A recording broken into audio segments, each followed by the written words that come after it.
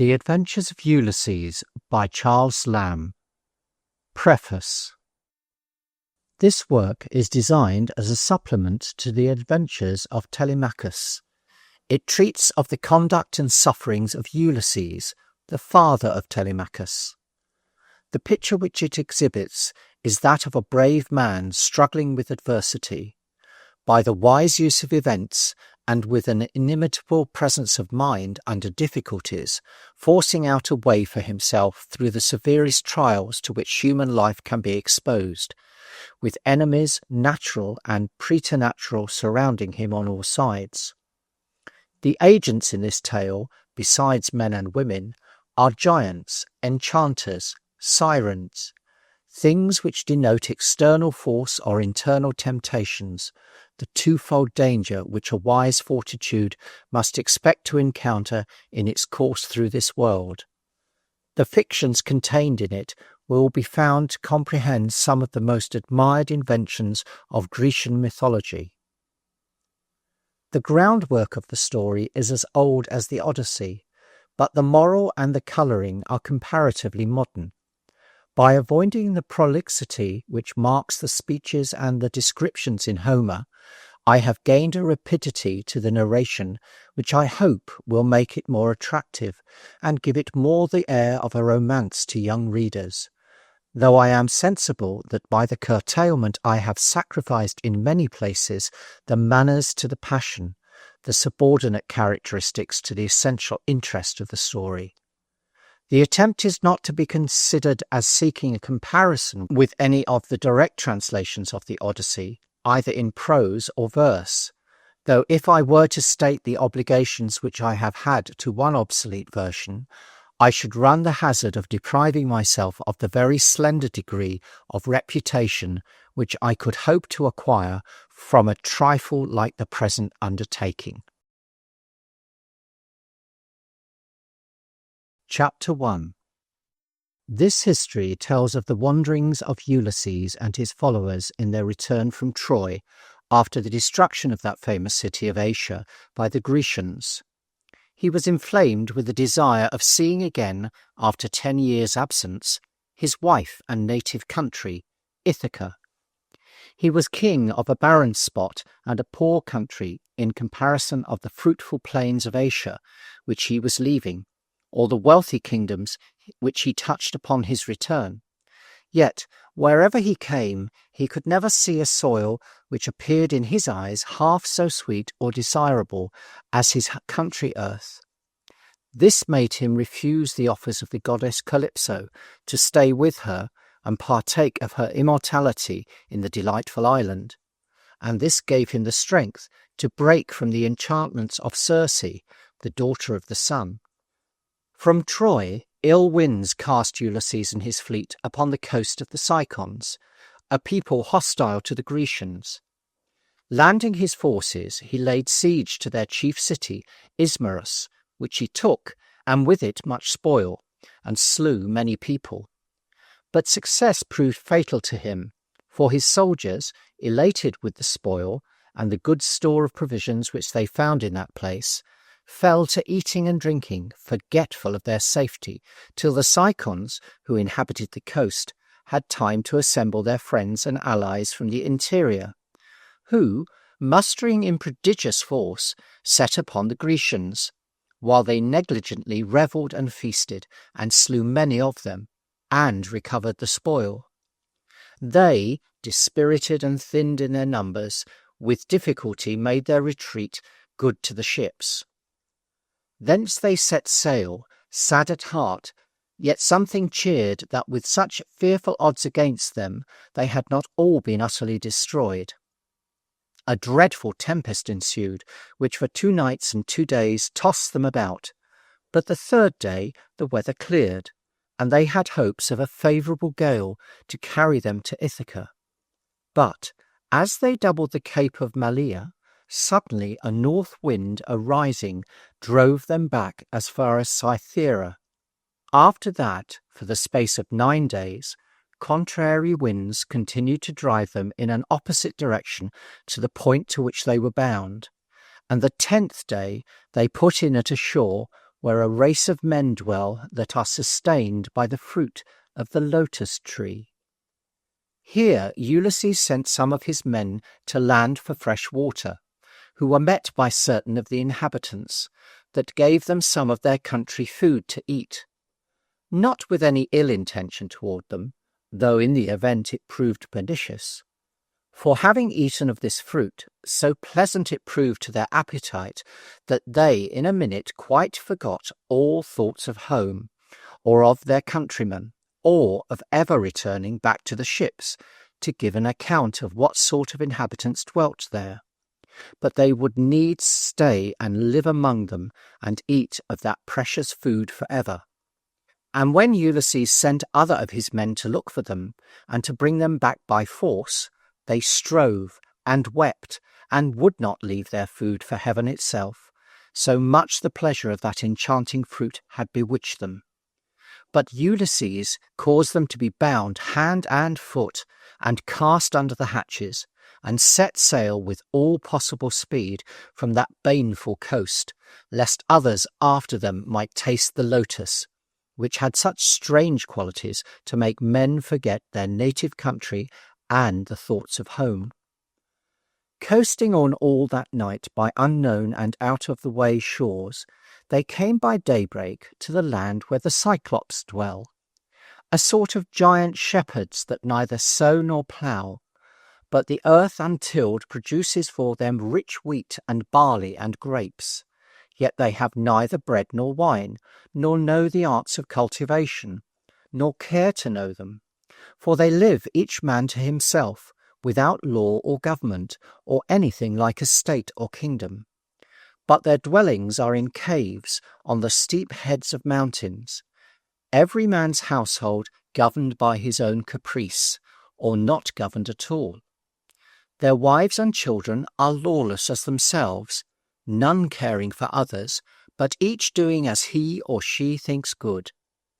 Ships or boats they have none, nor artificers to make them, no trade or commerce, or wish to visit other shores. Yet they have convenient places for harbours and for shipping. Here Ulysses, with a chosen party of 12 followers, landed, to explore what sort of men dwelt there, whether hospitable and friendly to strangers, or altogether wild and savage, for as yet no dwellers appeared in sight. The first sign of habitation which they came to was a giant's cave rudely fashioned, but of a size which betokened the vast proportions of its owner, the pillars which supported it being the bodies of huge oaks or pines, in the natural state of the trees, and all about showed more marks of strength and skill in whoever built it. Ulysses, entering it, admired the savage contrivances and artless structures of the place, and longed to see the tenant of so outlandish a mansion. But well conjecturing that gifts would have more avail in extracting courtesy than strength would succeed in forcing it from such a one as he expected to find the inhabitant, he resolved to flatter his hospitality with a present of Greek wine, of which he had store in 12 great vessels, so strong that no one ever drank it without an infusion of 20 parts of water to 1 of wine. Yet the fragrance of it, even then so delicious that it would have vexed a man who smelled it to abstain from tasting it. But whoever tasted it, it was able to raise his courage to the height of heroic deeds. Taking with them a goatskin flagonful of this precious liquor, they ventured into the recesses of the cave. Here they pleased themselves a whole day with beholding the giant's kitchen, where the flesh of sheep and goats lay strewed, his dairy, where goat milk stood ranged in troughs and pails, his pens, where he kept his live animals, but those he had driven forth to pasture with him when he went out in the morning. While they were feasting their eyes with a sight of these curiosities, their ears were suddenly deafened with a noise like the falling of a house. It was the owner of the cave, who had been abroad all day feeding his flock, as his custom was, in the mountains, and now drove them home in the evening from pasture. he threw down a pile of firewood which he had been gathering against supper time before the mouth of the cave, which occasioned the crash they heard. The Grecians hid themselves in the remote parts of the cave at the sight of the uncouth monster. It was Polyphemus, the largest and savagest of the Cyclops, who boasted himself to be the son of Neptune. He looked more like a mountain crag than a man, and to his brutal body he had a brutish mind answerable. He drove his flock, all that gave milk, to the interior of the cave, but left the rams and the he-goats without.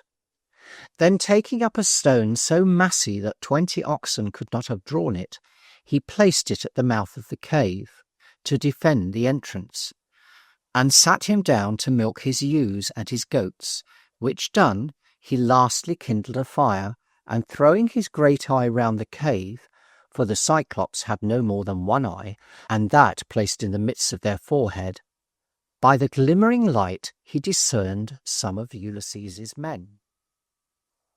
"Ho, guests! What are you? Merchants or wandering thieves?"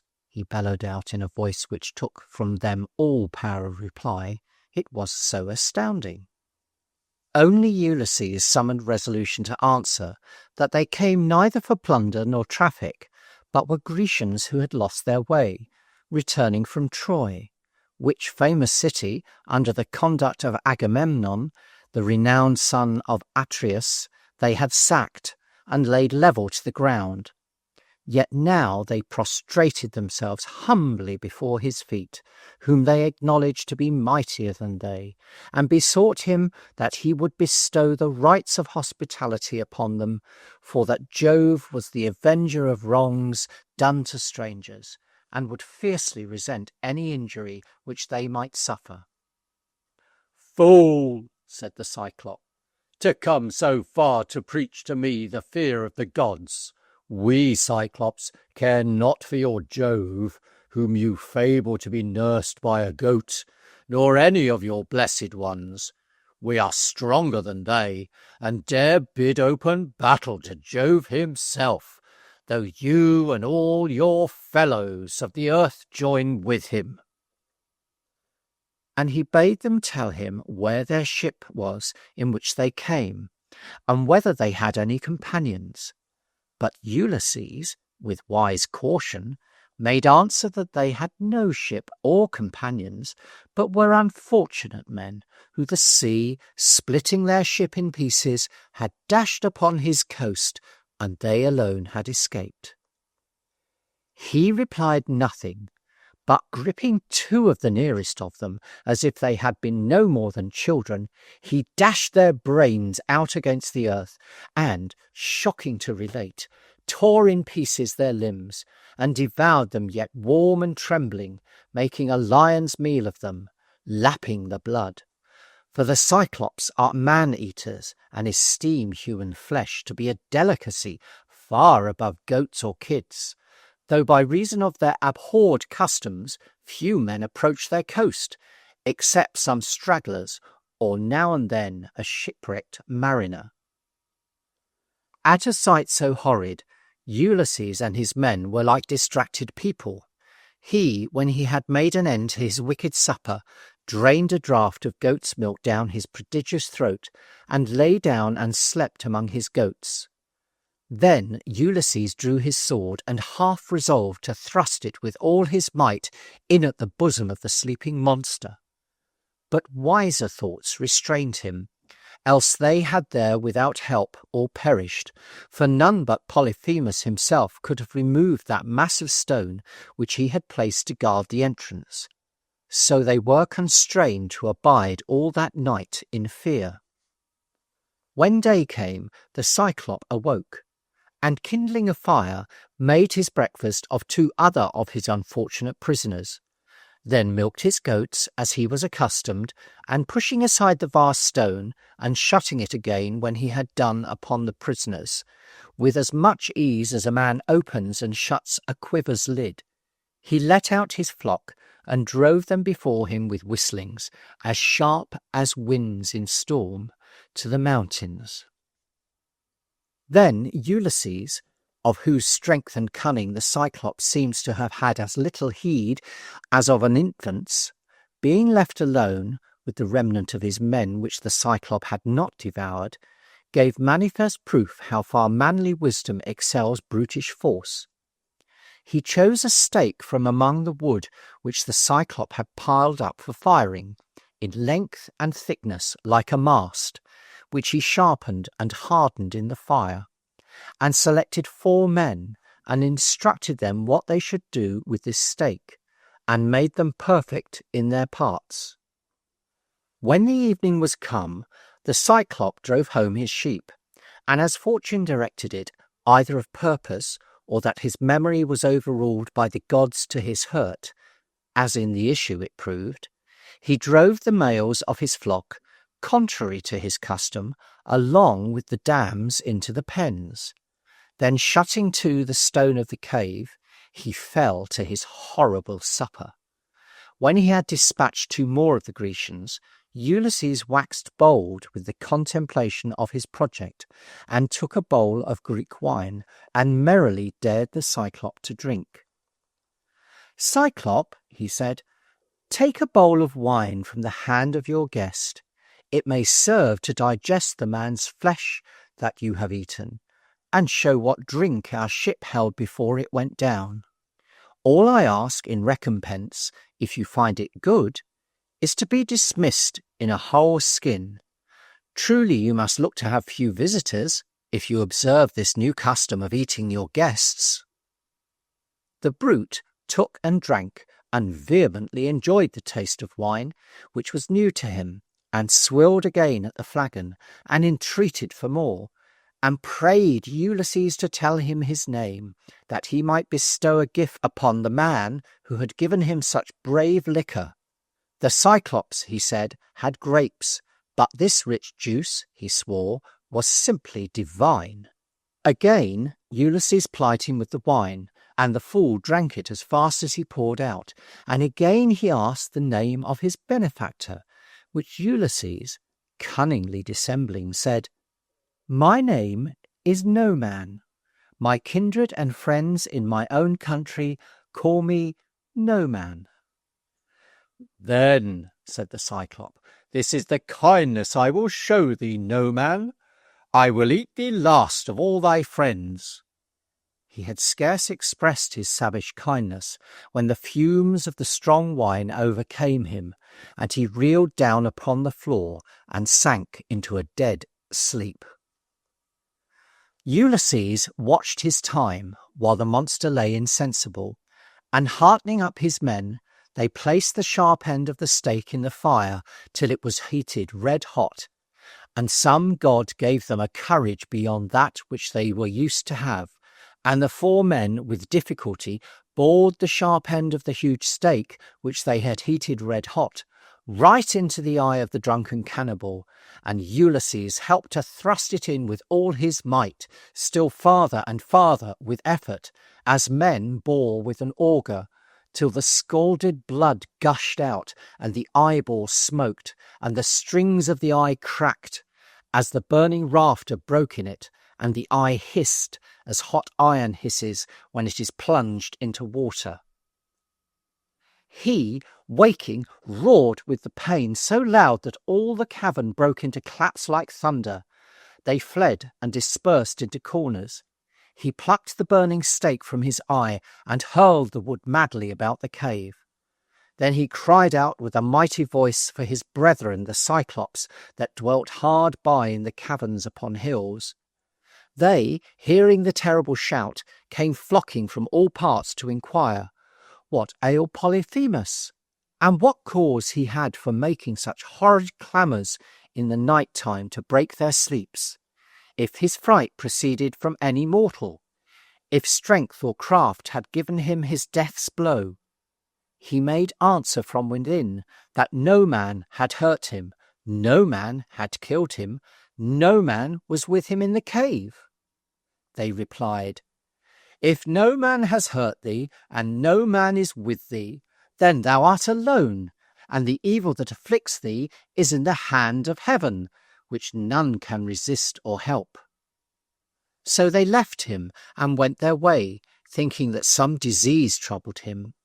He, blind and ready to split with the anguish of the pain, went groaning up and down in the dark to find the doorway, which when he found, he removed the stone and sat in the threshold, feeling if he could lay hold on any man going out with the sheep, which, the day now breaking, were beginning to issue forth to their accustomed pastures. But Ulysses, whose first artifice in giving himself that ambiguous name had succeeded so well with the Cyclop, was not of a wit so gross to be caught by that palpable device. But casting about in his mind all the ways which he could contrive for escape, no less than all their lives depending on the success, at last he thought of this expedient. He made knots of the osier twigs upon which the Cyclop commonly slept, with which he tied the fattest and the fleeciest of the rams together, 3 in a rank, and under the belly of the middle ram he tied a man, and himself last, wrapping himself fast with both his hands in the rich wool of one, the fairest of the flock. And now the sheep began to issue forth very fast.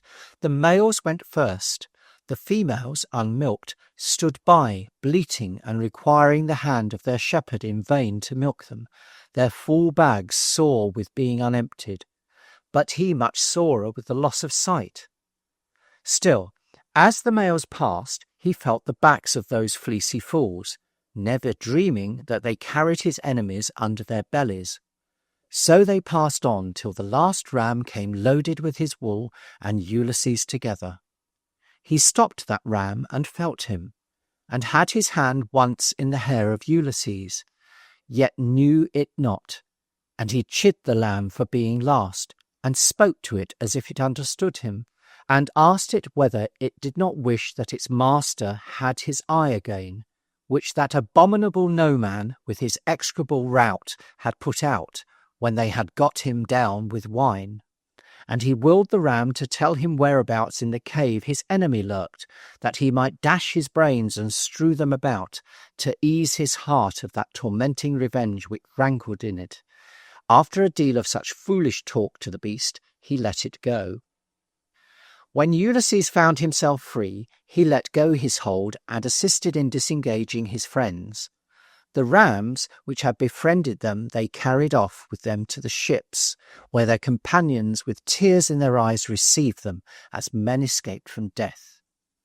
They plied their oars and set their sails, and when they got as far off from shore as a voice could reach, Ulysses cried out to the Cyclop, "Cyclop, thou shouldst not have so much abused thy monstrous strength as to devour thy guests. Jove by my hand sends thee requital to pay thy savage inhumanity." The Cyclop heard and came forth enraged, and in his anger he plucked a fragment of a rock and threw it with blind fury at the ships. It narrowly escaped lighting upon the bark in which Ulysses sat, but with the fall it raised so fierce an ebb as bore back the ship till it almost touched the shore. "Cyclop," said Ulysses, "if any ask thee who imposed on thee that unsightly blemish in thine eye, say it was Ulysses, son of Laertes, the king of Ithaca am I called, the waster of cities."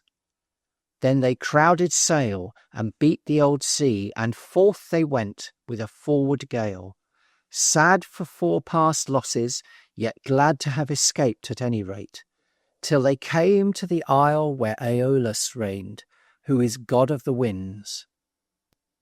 Here Ulysses and his men were courteously received by the monarch, who showed him his 12 children, which have rule over the 12 winds. A month they stayed and feasted with him, and at the end of the month he dismissed them with many presents, and gave to Ulysses at parting an ox's hide, in which were enclosed all the winds. Only he left abroad the western wind, to play upon their sails, and waft them gently home to Ithaca. This bag, bound in a glittering silver band so close that no breath could escape, Ulysses hung up at the mast. His companions did not know its contents, but guessed that the monarch had given him some treasures of gold or silver. 9 days they sailed smoothly, favoured by the western wind, and by the 10th they approached so nigh as to discern lights kindled on the shores of their country earth, when by ill fortune Ulysses, overcome with fatigue of watching the helm, fell asleep. The mariners seized the opportunity, and one of them said to the rest, "A fine time has this leader of ours. Whenever he goes, he is sure of presents, when he come away empty-handed. And see what King Aeolus has given him, store no doubt of gold and silver." A word was enough to those covetous wretches, who quick as thought untied the bag, and instead of gold, out rushed the mighty noise, all the winds. Ulysses with the noise awoke, and saw their mistake, but too late, for the ship was driven with all the winds back far from Ithaca, far as to the island of Aeolus, from which they had parted, in 1 hour measuring back what in 9 days they had scarcely tracked, and in sight of home too. Up he flew amazed, and raving doubted whether he should not fling himself into the sea for grief of his bitter disappointment. At last he hid himself upon the hatches for shame, and scarce could he be prevailed upon when he was told he was arrived again in the harbour of King Aeolus, and to go himself or send to that monarch for a second succour.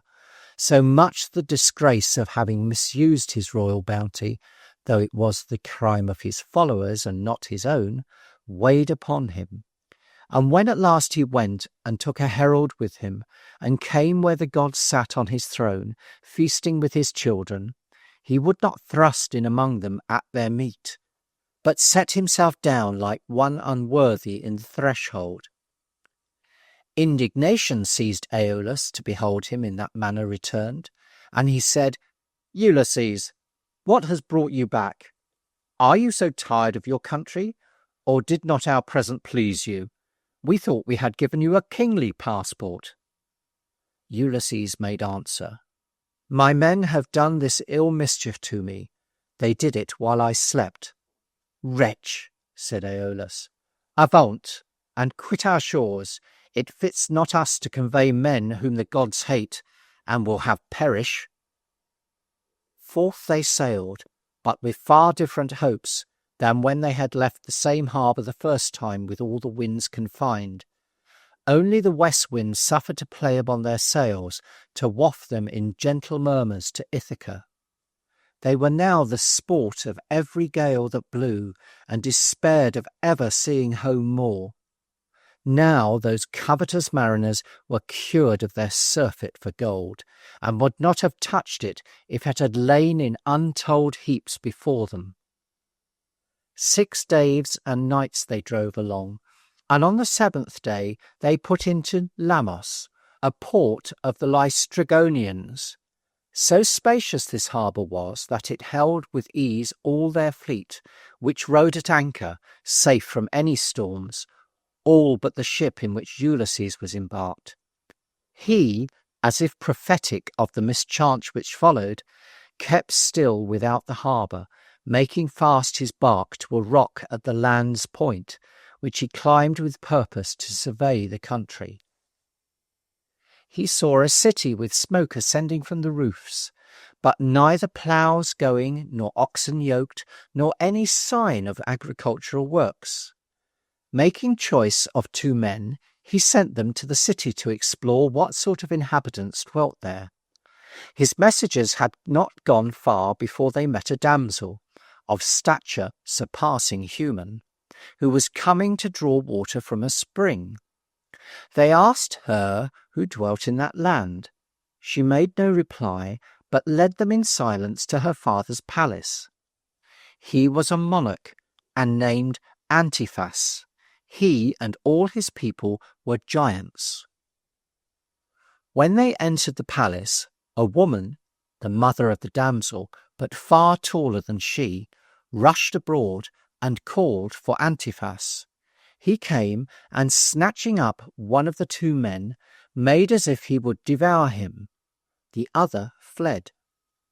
Antiphas raised a mighty shout, and instantly, this way and that, multitudes of gigantic people issued out of the gates, and making for the harbour, tore up huge pieces of the rocks and flung them at the ships which lay there, all which were utterly overwhelmed and sank, and the unfortunate bodies of men which floated, and which the sea did not devour, these cannibals thrust through with harpoons like fishes, and bore them off to their dire feast. Ulysses, with his single bark, that had never entered the harbour, escaped. That bark, which was now the only vessel left of all the gallant navy that had set sail with him from Troy.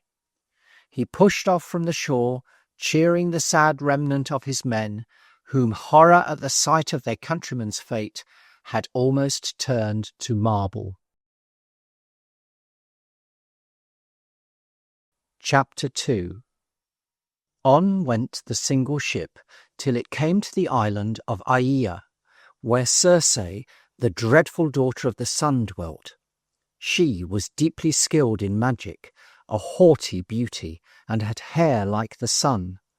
The sun was her parent, and begot her and her brother Aeetes, such another as herself, upon Perse, daughter of Oceanus.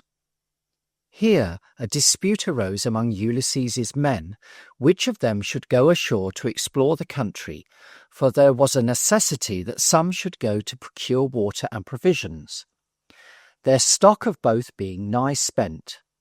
But their hearts failed them when they called to mind the shocking fate of their fellows whom the Laestrygonians had eaten, and those which the foul Cyclop Polyphemus had crushed between his jaws, which moved them so tenderly in the recollection that they wept. But tears yet supplied any man's wants. This Ulysses knew full well, and dividing his men, all that were left, into two companies, at the head of one of which was himself, and at the head of the other Euryclus, a man of tried courage, he cast lots which of them should go up into the country, and the lot fell upon Euryclus and his company, 22 in number, who took their leave, with tears, of Ulysses and his men that stayed, whose eyes wore the same wet badges of weak humanity. For they surely thought never to see these their companions again, but that on every coast where they should come they should find nothing but savages and cannibals. Euryclus and his party proceeded up the country, till in a dale they descried the house of Circe, built of bright stone by the roadside. Before her gate lay many beasts, as wolves, lions, leopards, which by her art of wild she had rendered tame. These arose when they saw strangers, and ramped upon their hinder paws, and fawned when Euryclus and his men, who dreaded the effects of such monstrous kindness. And staying at the gate, they heard the enchantress within, sitting at her loom, singing such strains as suspended all mortal faculties, while she wove a web, subtle and glorious, and of a texture inimitable on earth, as all the housewiferys of the deities are. Strains so ravishingly sweet provoked even the sagest and prudentest heads amongst the party to knock and call at the gate. The shining gate the enchantress opened and bade them come in and feast. They, unwise, followed, all but Euryclus, who stayed without the gate, suspicious that some train was laid for them. Being entered, she placed them in chairs of state, and set before them meal and honey, and Smyrna wine, but mixed with baneful drugs of powerful enchantment. When they had eaten of these and drunk of her cup, she touched them with her charming rod, and straight they were transformed into swine, having the bodies of swine, the bristles and snout and grunting noises of that animal. only they still retained the minds of men, which made them the more to lament their brutish transformation. Having changed them, she shut them up in her sty with many more whom her wicked sorceries had formerly changed, and gave them swine's food, mast and acorns and chestnuts to eat. Eurylochus, who had beheld nothing of these sad changes from where he was stationed without the gate, only instead of his companions that entered, who he thought had all vanished by witchcraft, beheld a herd of swine, hurried back to the ship to give an account of what he had seen, but so frighted and perplexed that he could give no distinct report of anything.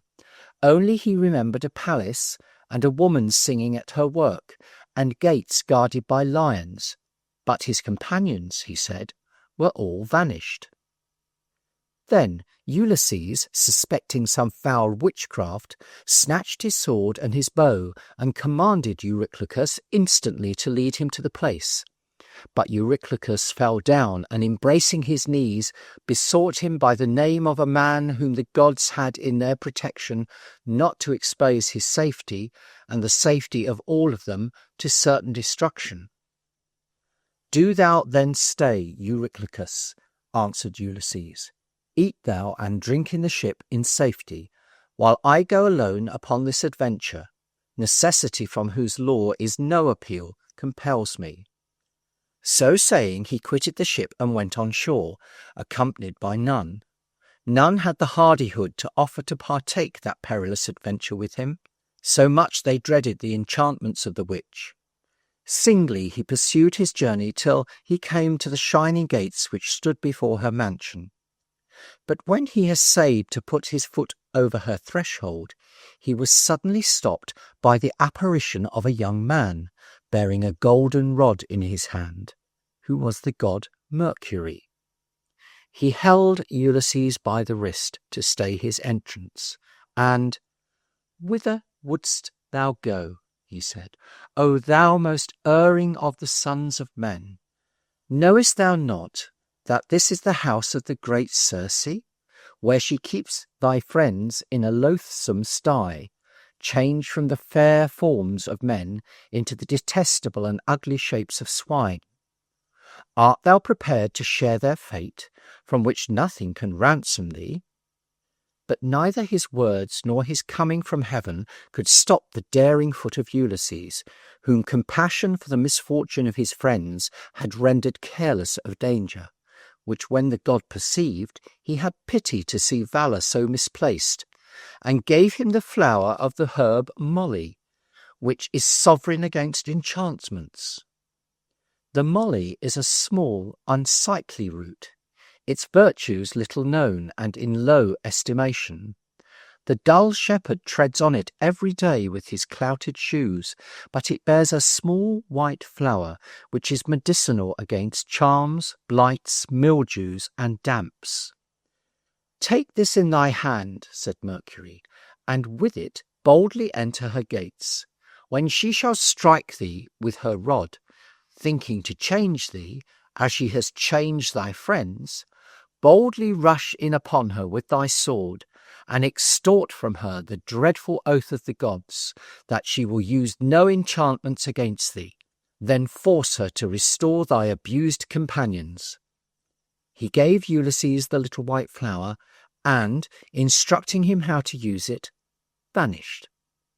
When the god was departed, Ulysses with loud knockings beat at the gate of the palace. The shining gates were opened as before, and great Circe with hospitable cheer invited in her guest. She placed him on a throne with more distinction than she had used to his fellows. She mingled wine in a costly bowl, and he drank of it, mixed with those poisonous drugs. When he had drunk, she struck him with her charming rod, and "To thy sty," she cried. "Out, swine, mingle with your companions." But those powerful words were not proof against the preservation which Mercury had given to Ulysses. He remained unchanged, and, as the god had directed him, boldly charged the witch with his sword, as if he meant to take her life.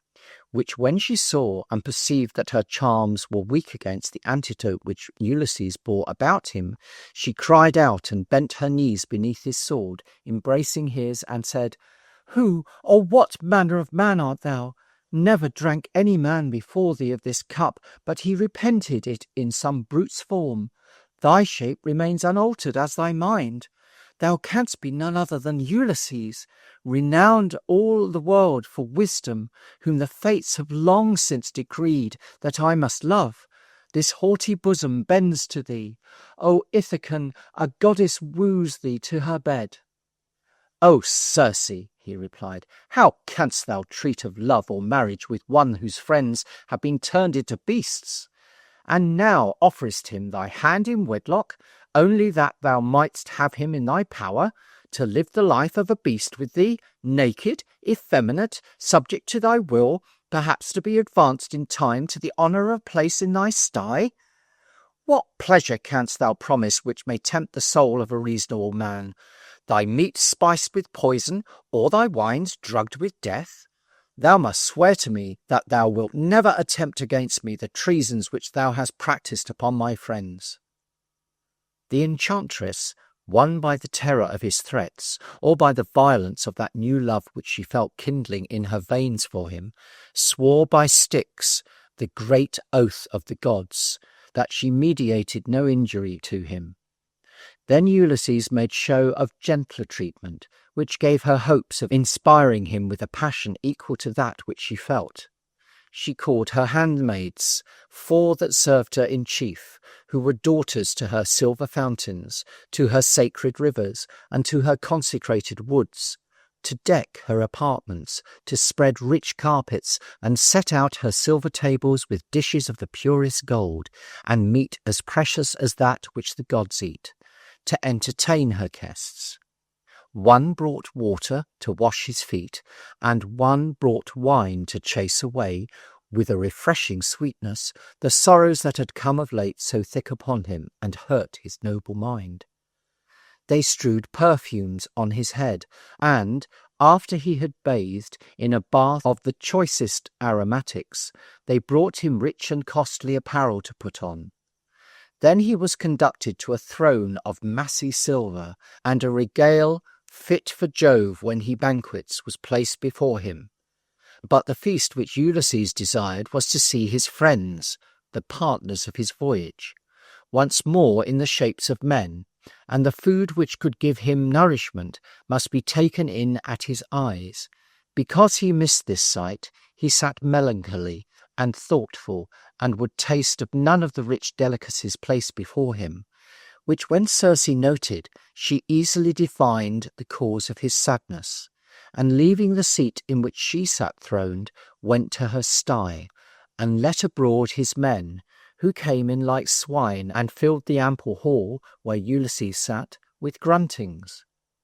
Hardly had he time to let his sad eye run over their altered forms and brutal metamorphoses, when, with an ointment which he smeared over them, suddenly their bristles fell off, and they started up in their own shapes, men as before. They knew their leader again, and clung about him, with joy of their late restoration, and some shame for their late change, and wept so loud, blubbering out their joy in broken accents, that the palace was filled with a sound of pleasing mourning, and the witch herself, great Circe, was not unmoved at the sight. To make her atonement complete, she sent for the remnant of Ulysses's men, who stayed behind at the ship, giving up their great commander for lost, who, when they came and saw him again alive, circled with their fellows. No expression can tell what joy they felt. They even cried out with rapture, and to have seen their frantic expressions of mirth, a man might have supposed that they were just in sight of their country earth, the cliffs of rocky Ithaca. Only Eurylochus would hardly be persuaded to enter that palace of wonders, for he remembered with a kind of horror how his companions had vanished from his sight. Then great Circe spake, and gave order that there should be no more sadness among them, nor remembering of past sufferings. For as yet they feared like men that are exiles from their country, and if a gleam of mirth shot among them, it was suddenly quenched with the thought of their helpless and homeless condition. Her kind persuasions wrought upon Ulysses and the rest that they spent 12 months in all manner of delight with her in her palace. For Circe was a powerful magician, and could command the moon from her sphere, or unroot the solid oak from its place to make it dance for their diversion. And by the help of her illusions she could vary the taste of pleasures, and contrive delights, recreations, and jolly pastimes, to fetch the day about from sun to sun, and rock the tedious year as in a delightful dream. At length Ulysses awoke from the trance of the faculties into which her charms had thrown him, and the thought of home returned with tenfold vigour to goad and sting him. That home where he had left his virtuous wife Penelope and his young son Telemachus. One day, when Circe had been lavish of her caresses, and was in her kindest humour, he moved her subtly, and as it were afar off, the question of his home return, to which she answered firmly, "O Ulysses, it is not in my power to detain one whom the gods have destined to further trials, but leaving me before you pursue your journey home, you must visit the house of Hades, or Death, to consult the shade of Tiresias, the Tibetan prophet, to whom alone of all the dead, Proserpine, queen of hell, has committed the secret of future events. It is he that must inform you whether you shall ever see again your wife and country." "O Circe," he cried, "that is impossible. Who shall steer my course to Pluto's kingdom? Never ship has strength to make that voyage." "Seek no guide," she replied, "but raise you your mast, and hoist your white sails, and sit in your ship in peace. The north wind shall waft you through the seas, till you shall cross the expanse of the ocean, and come to where grow the poplar groves and willows pale of Proserpine, where Pyriphlegigon and Cocytus and Acheron mingle their waves. Cocytus is an arm of Styx, the forgetful river. Here dig a pit, and make it a cubit broad and a cubit long, and pour in milk and honey and wine, and the blood of a ram, and the blood of a black ewe, and turn away thy face while thou pourest in. And the dead shall come flocking to taste the milk and the blood, but suffer none to approach thy offering till thou hast inquired of Tiresias all which thou wishest to know." He did as great Circe had appointed. He raised his mast and hoisted his white sails, and sat in his ship in peace. The north wind wafted him through the seas, till he crossed the ocean and came to the sacred woods of Proserpine. He stood at the confluence of the 3 floods, and digged a pit, as she had given directions, and poured in his offering, the blood of a ram, the blood of a black ewe, milk and honey and wine. And the dead came to his banquet, aged men and women, and youths and children who died in infancy, but none of them would he suffer to approach and dip their thin lips in the offering till Tiresias was served, not though his own mother was among the number, whom now for the first time he knew to be dead. For he had left her living when he went to Troy, and she had died since his departure, and the tidings never reached him. Though it irked his soul to use constraint upon her, yet in compliance with the injunction of great Circe, he forced her to retire along with the other ghosts. Then Tiresias, who bore a golden sceptre, came and lapped of the offering, and immediately he knew Ulysses, and began to prophesy. He denounced, "Woe to Ulysses, woe, woe, and many sufferings, through the anger of Neptune for the putting out of the eye of the sea-god's son.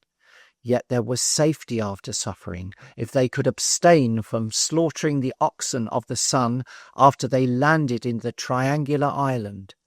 For Ulysses, the gods had destined him from a king to become a beggar and to perish by his own guests, unless he slew those who knew him not. This prophecy, ambiguously delivered, was all that Tiresias was empowered to unfold, or else there was no longer place for him.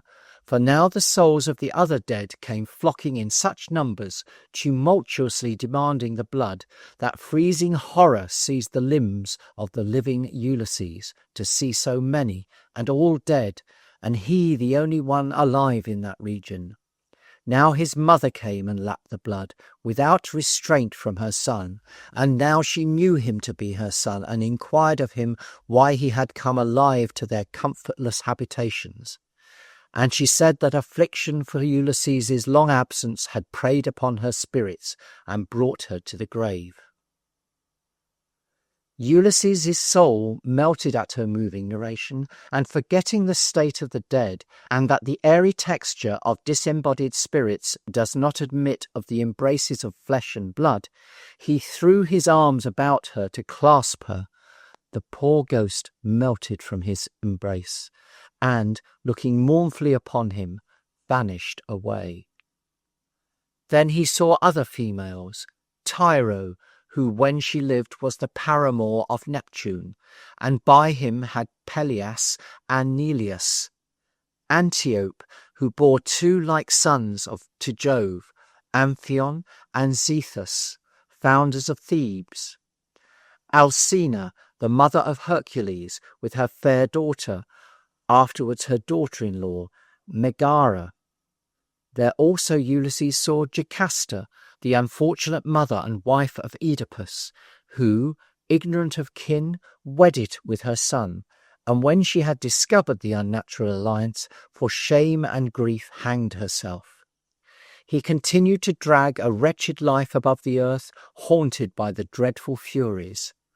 There was Leda, the wife of Tyndarus, the mother of the beautiful Helen, and of the two brave brothers, Castor and Pollux, who obtained his grace from Jove, that, being dead, they should enjoy life alternately, living in pleasant places under the earth.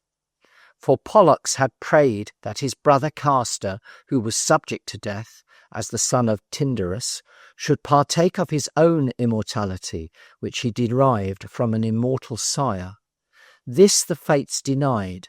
Therefore Pollux was permitted to divide his immortality with his brother Castor, dying and living alternatively. There was Iphimedia, who bore two sons to Neptune that were giants, Otus and Ephialtes. Earth, in her prodigality, never nourished bodies to such portentous size and beauty as these two children were of, except Orion. At 9 years old, they had imaginations of climbing to heaven to see what the gods were doing. They thought to make stairs of mountains, and were for piling Ossa upon Olympus, and setting Pelion upon that, and had perhaps performed it, if they had lived till they were striplings. But they were cut off by death in the infancy of their ambitious project.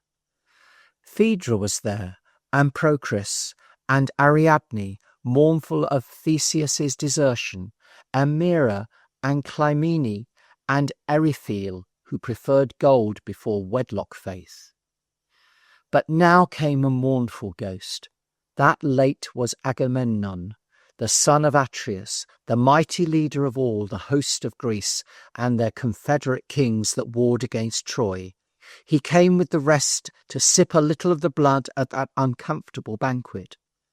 Ulysses was moved with compassion to see him among them, and asked him what untimely fate had brought him there, if storms had overwhelmed him coming from Troy, or if he had perished in some mutiny by his own soldiers at a division of the prey. "By none of these," he replied, "did I come to my death, but slain at a banquet to which I was invited by Aegisthus after my return home. He conspiring with my adulterous wife, they laid a scheme for my destruction, training me forth to a banquet as an ox goes to the slaughter, and there surrounding me, they slew me with all my friends about me. Clytemnestra, my wicked wife, forgetting the vows which she swore to me in wedlock, would not lend a hand to close my eyes in death. But nothing is so heaped with impieties as such a woman, who would kill her spouse that married her a maid. When I brought her home to my house a bride, I hoped in my heart that she would be loving to me and to my children. Now her black treacheries have cast a foul aspersion on her whole sex. Blessed husbands will have their loving wives in suspicion for her bad deeds. Alas, said Ulysses, there seems to be a fatality in your royal house of Atreus, and that they are hated of Jove for their wives. For Helen's sake, your brother Menelaus's wife, what multitudes fell in the wars of Troy? Agamemnon replied, For this cause be not thou more kind than wise to any woman. Let not thy words express to her at any time all that is in thy mind. Keep still some secrets to thyself, but thou by any bloody contrivances of thy wife never needst fear to fall. Exceeding wise she is, and to her wisdom she has a goodness as eminent. Icarus's daughter, Penelope the chaste, we left her a young bride when we parted from our wives to go to the wars, her first child suckling at her breast, the young Telemachus, whom you shall see grown up to manhood on your return, and he shall greet his father with befitting welcomes. My Orestes, my dear son, I shall never see again. His mother has deprived his father of the sight of him, and perhaps will slay him as she slew his sire. It is now no world to trust a woman in. But what says fame? Is my son yet alive? Lives he in Orchomen, or in Pylos, or is he resident in Sparta, in his uncle's court? As yet, I see, divine Orestes is not here with me. To this Ulysses replied he had received no certain tidings where Orestes abode, only some uncertain rumours which he could not report for truth. While they held this sad conference, with kind tears striving to render unkind fortunes more palatable, the soul of great Achilles joined them. What desperate adventure has brought Ulysses to these regions, said Achilles, to see the end of dead men and their foolish shades? Ulysses answered him that he had come to consult Tiresias respecting his voyage home. But thou, O son of Thetis, he said, why dost thou disparage the state of the dead, seeing that as alive thou didst surpass all men in glory? Thou must needs retain thy preeminence here below, so great Achilles triumphs over death. But Achilles made reply that he had much rather be a pleasant slave upon the earth than reign over all the dead. So much did the inactivity and slothful condition of that state displease his unquenchable and restless spirit. Only he inquired of Ulysses if his father Peleus were living, and how his son Neoptolemus conducted himself. Of Peleus Ulysses could tell him nothing, but of Neoptolemus he thus bore witness. From Skyros I convoyed your son by sea to the Greeks, where I can speak of him, for I knew him. He was chief in council and in the field. When any question was proposed, so quick was his conceit in the forward apprehension of any case, that he ever spoke first, and was heard with more attention than the older heads. Only myself and aged Nestor could compare with him in giving advice. In battle I cannot speak his praise, unless I could count all that fell by his sword. I will only mention one instance of his manhood, when he sat hid in the belly of the wooden horse in the ambush which deceived the Trojans to their destruction. I, who had the management of that stratagem, still shifted my place from side to side to note the behaviour of our men. In some I marked their hearts trembling, through all the pains which they took to appear valiant, and in others tears that in spite of manly courage would gush forth. And to say truth, It was an adventure of high enterprise and as perilous a stake as was ever played in war's game.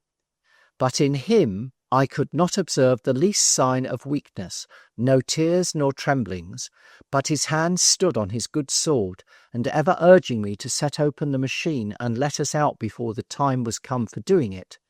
And when we sallied out, he was still first in that fierce destruction and bloody midnight desolation of King Priam's city. This made the soul of Achilles to tread a swifter pace, with high raised feet, as he vanished away, for the joy which he took in his son being applauded by Ulysses. A sad shade stalked by, which Ulysses knew to be the ghost of Ajax, his opponent, when living in that famous dispute about the right of succeeding to the arms of the deceased Achilles, they being adjudged by the Greeks to Ulysses as the prize of wisdom above bodily strength. The noble Ajax in despite went mad and slew himself. The sight of his rival turned to a shade by his dispute so subdued the passion and emulation in Ulysses that for his sake he wished that judgment in that controversy had been given against himself, rather than so illustrious a chief should have perished for the desire of those arms which his prowess, second only to Achilles in fight, so eminently had deserved. "Ajax," he cried, "all the Greeks mourn for thee as much as they lamented for Achilles. Let not thy wrath burn forever, great son of Telamon. Ulysses seeks peace with thee, and will make any atonement to thee that can appease thy hurt spirit." But the shade stalked on, and would not exchange a word with Ulysses, though he prayed it with many tears and many earnest entreaties. "He might have spoke to me," said Ulysses, "since I spoke to him, but I see the resentments of the dead are eternal." Then Ulysses saw a throne on which was placed a judge distributing sentence. He that sat on the throne was Minos, and he was dealing out just judgments to the dead. He it is that assigns them their place in bliss or woe. Then came by a thundering ghost, the large-limbed Orion, the mighty hunter, who was hunting there the ghosts of the beasts which he had slaughtered in the desert hills upon the earth. For the dead delight in the occupations which please them in the time of their living upon the earth. There was Tychius, suffering eternal pains because he had sought to violate the honour of Latona, as she had passed from Pytho into Panopeus. Two vultures sat perpetually preying upon his liver with their crooked beaks, which as fast as they devoured, it forever renewed, nor can he fray them away with his great hands. There was Tantalus, plagued for his great sins, standing up to his chin in water, which he can never taste, but still as he bows his head, thinking to quench his burning thirst, instead of water he licks up unsavoury dust. All fruits pleasant to the sight and of delicious flavour hang in ripe clusters about his head, seeming as though they offered themselves to be plucked by him. But when he reaches out his hand, some wind carries them far out of his sight into the clouds. So he is starved in the midst of plenty by the righteous doom of Jove, in memory of that inhuman banquet at which the sun turned pale, when the unnatural father served up the limbs of his little son in a dish, as meat for his divine guests. There was Sisyphus, that sees no end to his labours. His punishment is to be for ever rolling up a vast stone to the top of a mountain, which, when it gets to the top, falls down with a crushing weight, and all his work is to begin again. He was bathed all over in sweat that reeked out a smoke which covered his head like a mist. His crime had been the revealing of state secrets. There Ulysses saw Hercules, not that Hercules who enjoys immortal life in heaven among the gods and is married to Hebe or Youth, but his shadow, which remains below. About him the dead flocked as thick as bats, hovering around and cuffing at his head. He stands with his dreadful bow, ever in the act to shoot. There also might Ulysses have seen and spoken with the shades of Theseus and Pirithous and the old heroes, but he had conversed enough with horrors, therefore covering his face with his hands, that he might see no more spectres, he resumed his seat in his ship and pushed off. The bark moved itself without the help of any oar, and soon brought him out of the regions of death into the cheerful quarters of the living, and to the island of Aeaea, whence he had set forth. Chapter 3. Unhappy man, who at thy birth wast appointed twice to die. Others shall die once, but thou, besides that death that remains for thee, common to all men, hast in thy lifetime visited the shades of death.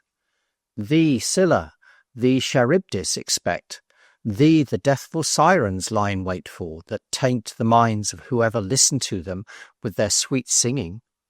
Whosoever shall but hear the call of any siren, he will so despise both wife and children through their sorceries, that the stream of his affection never again shall set homewards, nor shall he take joy in wife or children thereafter, or they in him. With these prophetic greetings, great Circe met Ulysses on his return.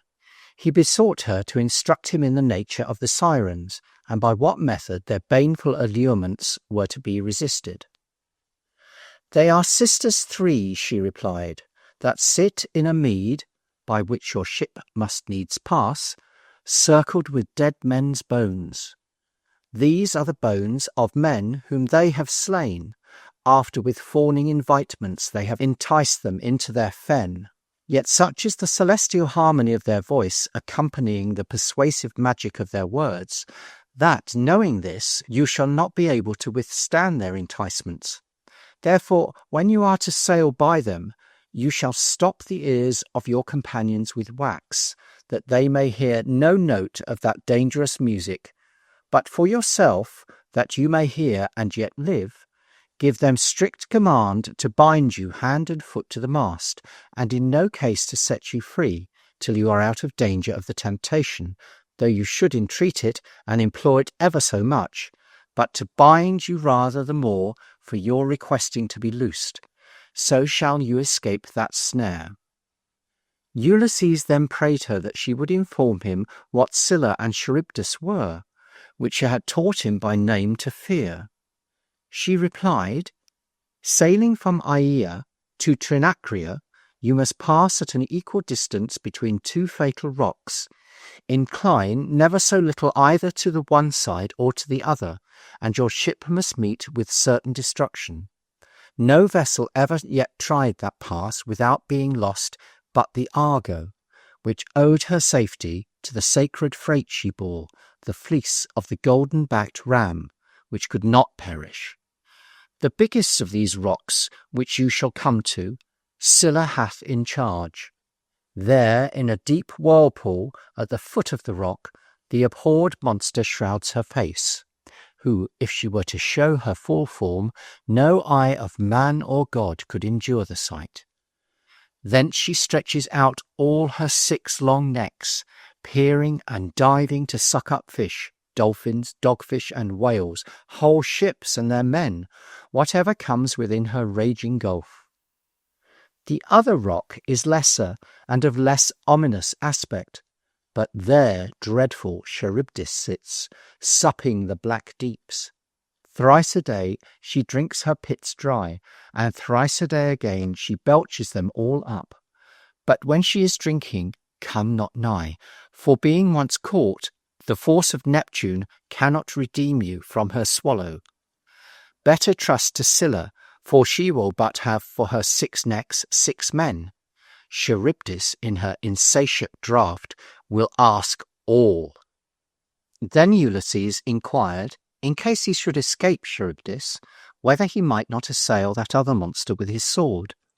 To which she replied that he must not think that he had an enemy subject to death, or wounds to contend with, for Scylla could never die. Therefore his best safety was in flight, and to invoke none of the gods but Gratis, who is Scylla's mother, and might perhaps forbid her daughter to devour them. For his conduct after he arrived at Trinacria, she referred him to the admonitions which had been given him by Tiresias. Ulysses, having communicated her instructions as far as related to the sirens to his companions, who had not been present at that interview, but concealing them from the rest, as he had done the terrible predictions of Tiresias, that they might not be deterred by fear from pursuing their voyage. The time for departure being come, they set their sails and took a final leave of great Circe, who by her art calmed the heavens and gave them smooth seas, and a right forewind, the seaman's friend, to bear them on their way to Ithaca. They had not sailed past 100 leagues before the breeze which Circe had lent them suddenly stopped. It was stricken dead. All the sea lay in prostrate slumber. Not a gasp of air could be felt. The ship stood still. Ulysses guessed that the island of the Sirens was not far off, and that they had charmed the air so with their devilish singing. Therefore he made him cakes of wax, as Circe had instructed him, and stopped the ears of his men with them. Then, causing himself to be bound hand and foot, he commanded the rowers to ply their oars and row as fast as speed could carry them past that fatal shore.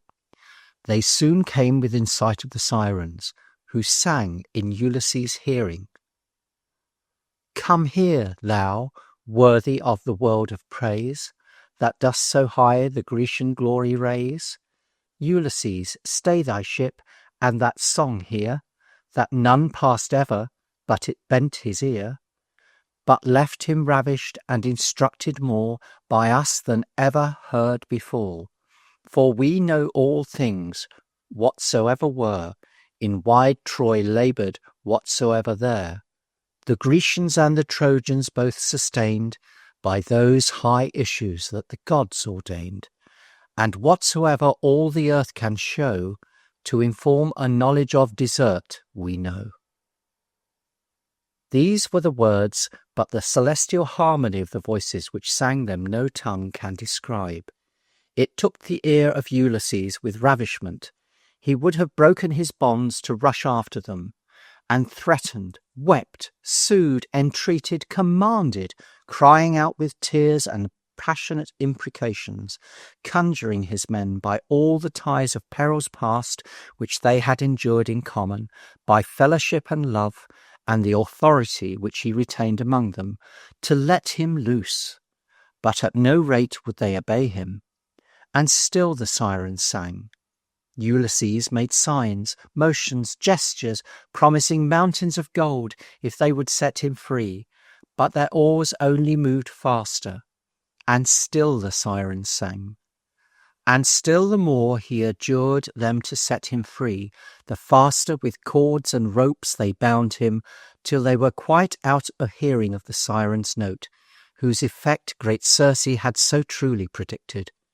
And well she might speak of them, for often she has joined her own enchanting voice to theirs, while she has sat in the flowery meads, mingled with the Sirens and the water nymphs, gathering their potent herbs and drugs of magic quality.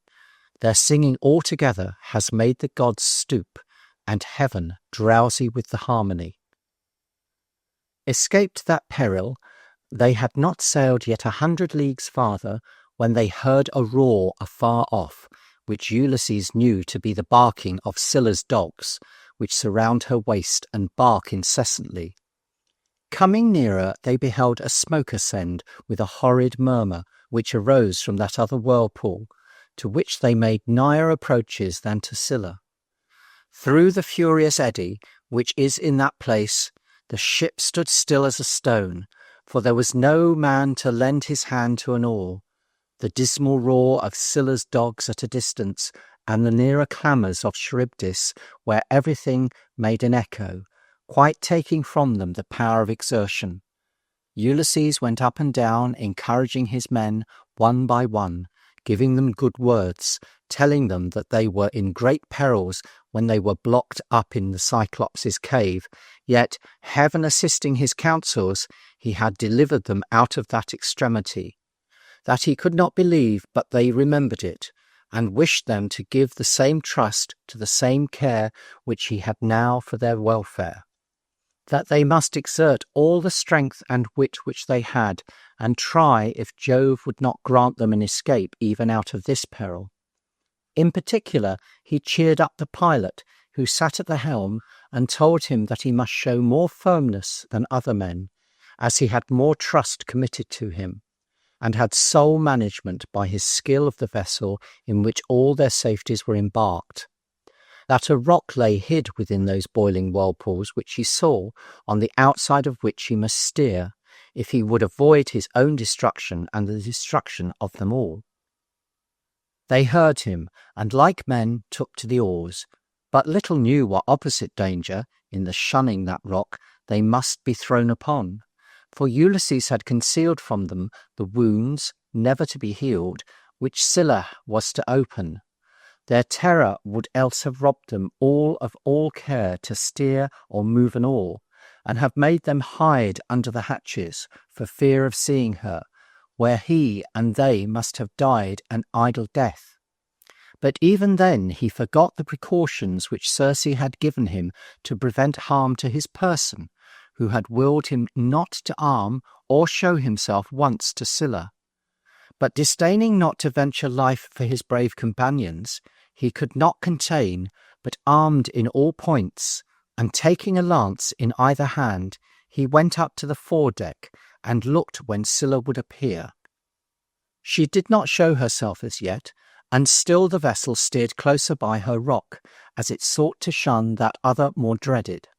For they saw how horribly Charybdis's black throat drew into her all the whirling deep, which she disgorged again, that all about her boiled like a kettle, and the rock roared with troubled waters, which when she supped it again, all the bottom turned up, and disclosed far under shore the swart sands naked, whose whole stern sight frayed the startled blood from their faces, and made Ulysses turn to view the wonder of the whirlpools, which when Scylla saw, from out her black den, she darted out her 6 long necks, and swooped up as many of his friends, whose cries Ulysses heard, and saw them too late, with their heels turned up, and their hands thrown to him for succour, who had been their help in all extremities, but could not deliver them now.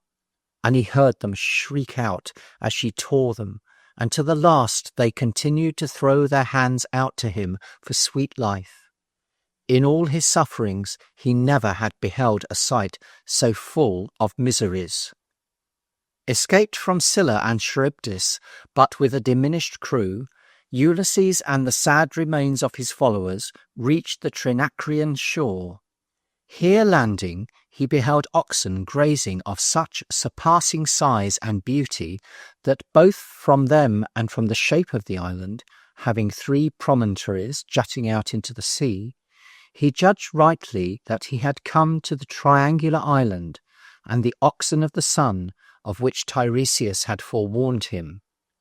So great was his terror lest through his own fault, or that of his men, any violence or profanation should be offered to the holy oxen, that even then, tired as they were with the perils and fatigues of the day past, and unable to stir an oar or use any exertion, and though night was fast coming on, he would have had them re-embark immediately, and make the best of their way from that dangerous station.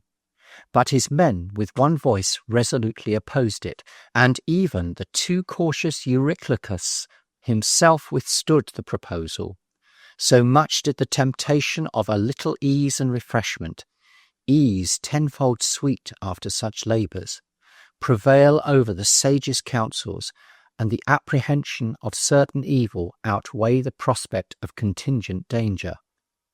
They expostulated that the nerves of Ulysses seemed to be made of steel, and his limbs not liable to lassitude like other men's, that waking or sleeping seemed indifferent to him, but that they were men, not gods, and felt the common appetites for food and sleep.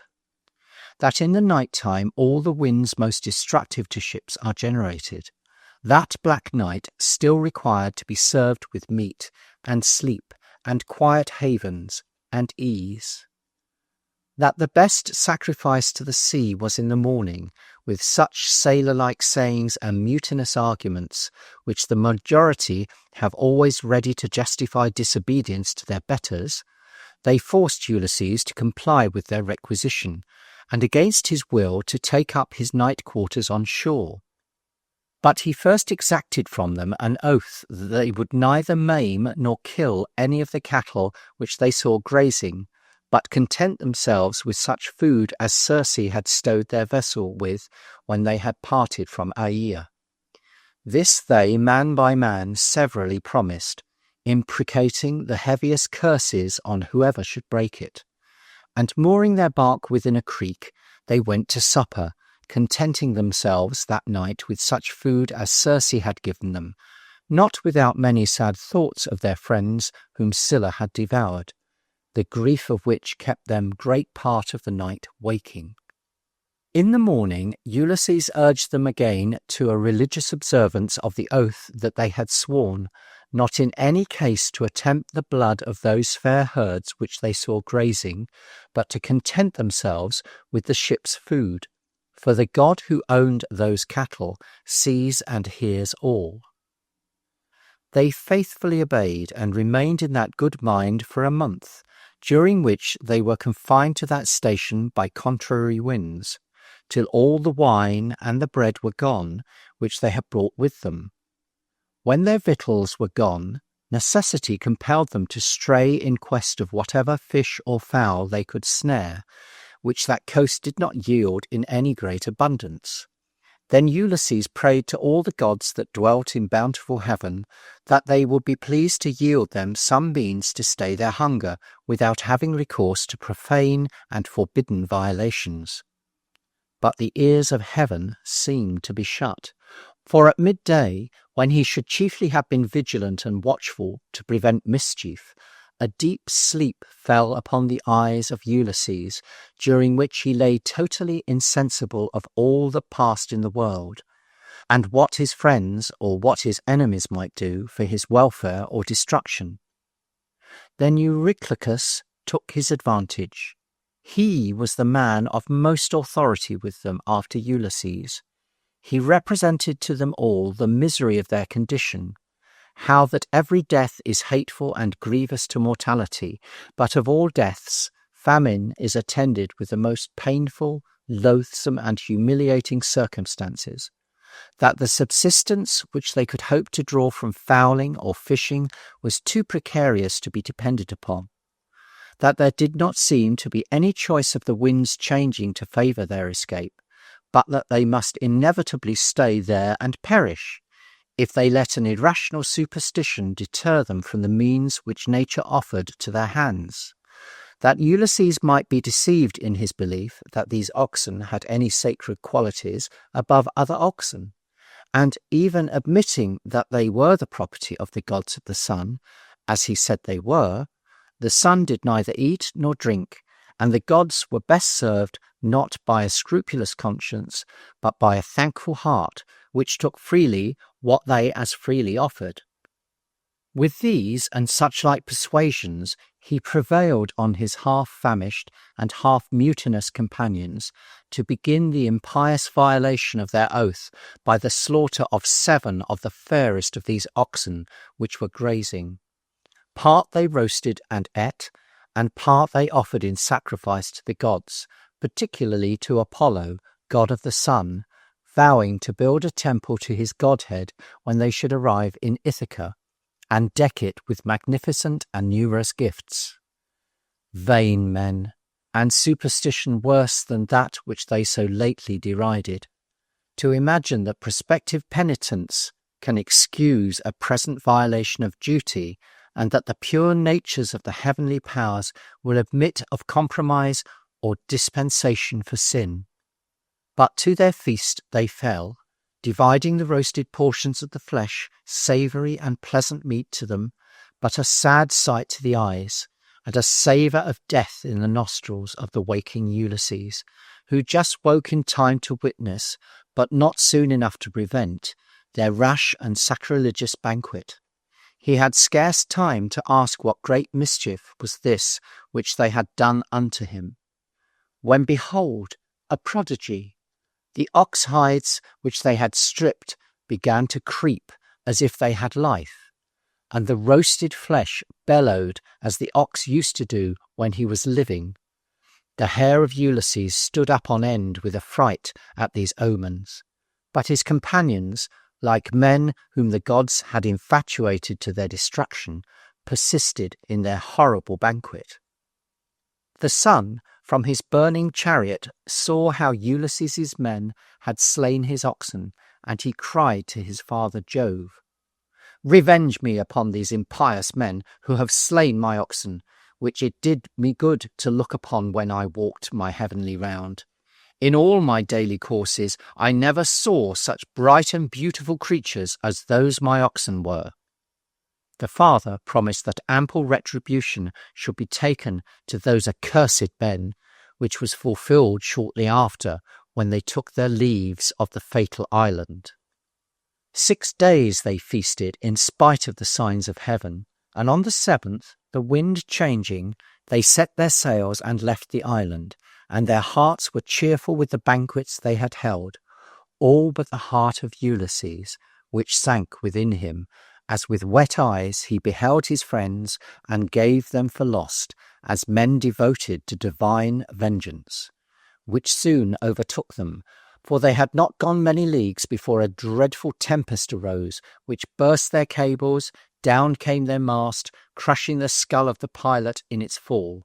Off he fell from the stern into the water, and the bark, wanting his management, drove along at the wind's mercy. Thunders roared, and terrible lightnings of Jove came down. First a bolt struck Euryclus, then another, and then another, till all the crew were killed, and their bodies swam about like sea mews, and the ship was split in pieces. Only Ulysses survived, and he had no hope of safety but in tying himself to the mast, where he sat riding upon the waves, like one that in no extremity would yield to fortune. 9 days he was floating about with all the motions of the sea, with no other support than the slender mast under him, till the 10th night cast him, all spent and weary with toil, upon the friendly shores of the island Ogygia. Chapter 4. Henceforth the adventures of the single Ulysses must be pursued. Of all those faithful partakers of his toil, who have with him left Asia, laden with the spoils of Troy, now not one remains, but all a prey to the remorseless waves, and food for some great fish. Their gallant navy reduced to one ship, and that finally swallowed up and lost. Where now are all their anxious thoughts of home? That perseverance with which they went through the severest sufferings and the hardest labours to which poor seafarers were ever exposed, that their toils at last might be crowned with the sight of their native shores and the wives at Ithaca. Ulysses is now on the isle of Ogygia, called the Delightful Island. The poor shipwrecked chief, the slave of all the elements, is once again raised by the caprice of fortune into a shadow of prosperity. He that has cast naked upon the shore, bereft of all his companions, has now a goddess to attend upon him, and his companions are the nymphs which never die. Who has not heard of Calypso, her grove crowned with alders and poplars, her grotto against which the luxuriant vine laid forth his purple grapes, her ever-new delights, crystal fountains, running brooks, meadows flowering with sweet balm, gentle and with violets, blue violets which like veins enamelled the smooth breasts of each fragrant mead. It were useless to describe over again what has been so well told already, or to relate those soft arts of courtship which the goddess used to detain Ulysses, the same in kind which she afterwards practised upon his less wary son, whom Minerva, in the shape of Mentor, hardly preserved from her snares, when they came to the delightful island together in search of the scarce departed Ulysses. A memorable example of married love, and a worthy instance how dear to every good man his country is, was exhibited by Ulysses. If Circe loved him sincerely, Calypso loves him with tenfold more warmth and passion. She can deny him nothing but his departure. She offers him everything, even to a participation of her immortality. If he will stay and share in her pleasures, he shall never die. But death with glory has greater charms for a heroic mind than a life that shall never die with shame. And when he pledged his vows to his Penelope, he reserved no stipulation that he would forsake her whenever a goddess should think him worthy of her bed. But they had sworn to live and grow old together, and he would not survive her if he could. No, meanly share in immortality itself, from which she was excluded. These thoughts kept him pensive and melancholy in the midst of pleasure. His heart was on the seas, making voyages to Ithaca. 12 months had worn away when Minerva from heaven saw her favourite, how he sat still, pining on the seashores, his daily custom, wishing for a ship to carry him home. She, who is wisdom herself, was indignant that so wise and brave a man as Ulysses should be held in effeminate bondage by an unworthy goddess, and at her request her father Jove ordered Mercury to go down to earth to command Calypso to dismiss her guest. The divine messenger tied fast to his feet his winged shoes, which bear him over land and seas, and took in his hand his golden rod, the ensign of his authority. Then wheeling in many an airy round, he stayed not till he alighted on the firm top of the mountain Pieria. Thence he fetched a second circuit over the seas, kissing the waves in his flight with his feet, as light as any sea-mew fishing dips her wings, till he touched the isle Ogygia, and soared up from the blue sea to the grotto of the goddess to whom his errand was ordained. His message struck a horror, checked by love, through all the faculties of Calypso. She replied to it incensed. "You gods are insatiate, past all that live, in all things which you affect, which makes you so envious and grudging. It afflicts you to the heart when any goddess seeks the love of a mortal man in marriage, though you yourselves, without scruple, link yourselves to women of the earth. So it fared with you when the delicious-fingered morning shared Orion's bed. You could never satisfy your hate and your jealousy till you had incensed the chastity-loving dame, Diana, who leads the precise life, to come upon him by stealth in Ortygia, and pierce him through with her arrows. And when rich-haired Ceres gave the reins to her affections, and took Iason, well worthy, to her arms, the secret was not so cunningly kept, but Jove had soon notice of it, and the poor mortal paid for his felicity with death, struck through with lightnings. And now you envy me the possession of a wretched man whom tempests have cast upon my shores, making him lawfully mine, whose ship Jove rent in pieces with his hot thunderbolts, killing all his friends. Him I have preserved, loved, nourished, made him mine by protection, my creature, by every tie of gratitude, mine, have vowed to make him deathless like myself. Him you will take from me, but I know your power, and that it is vain for me to resist.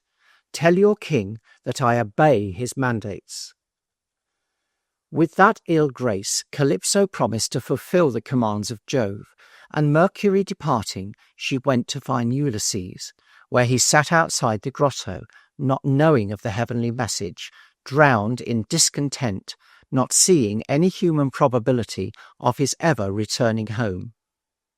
She said to him, "Unhappy man, no longer afflict yourself with pining after your country, but build you a ship with which you may return home, since it is the will of the gods, who, doubtless, as they are greater in power than I, are greater in skill, and best can tell what is fittest for man.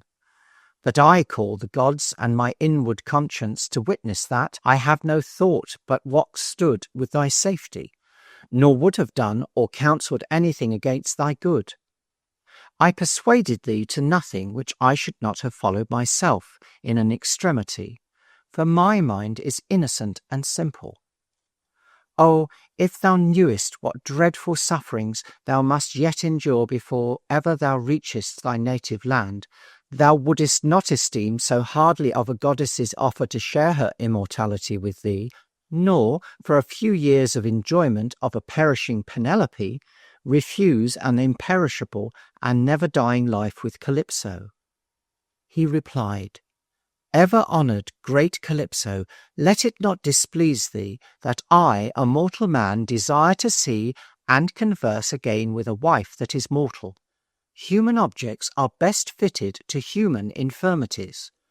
I well know how far in wisdom, in feature, in stature, proportion, beauty, in all the gifts of the mind, thou exceedest my Penelope.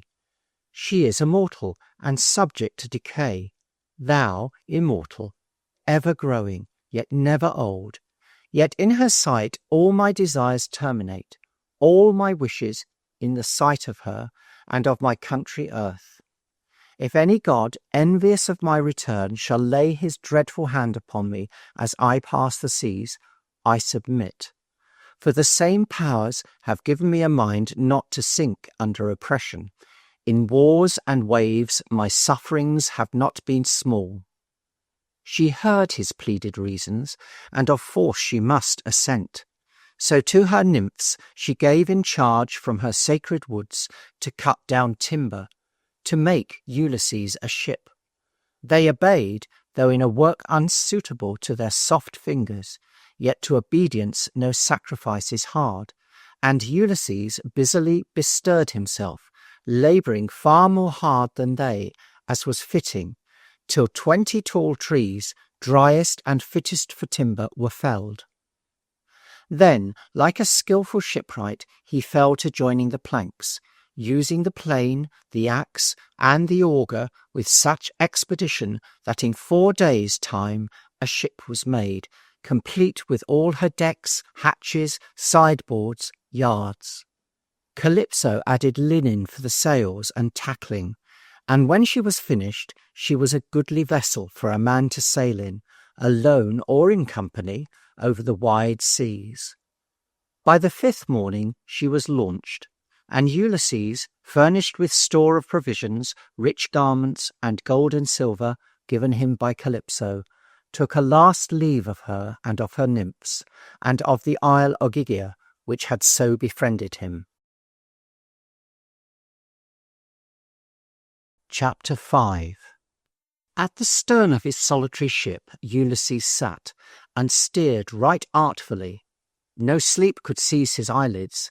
He beheld the Pleiades, the bear, which is by some called the Wain, that moves round about Orion, and keeps still above the ocean, and the slow-setting sign Bootes, which some name the Wagoner. 17 days he held his course, and on the 18th the coast of Phrygia was in sight.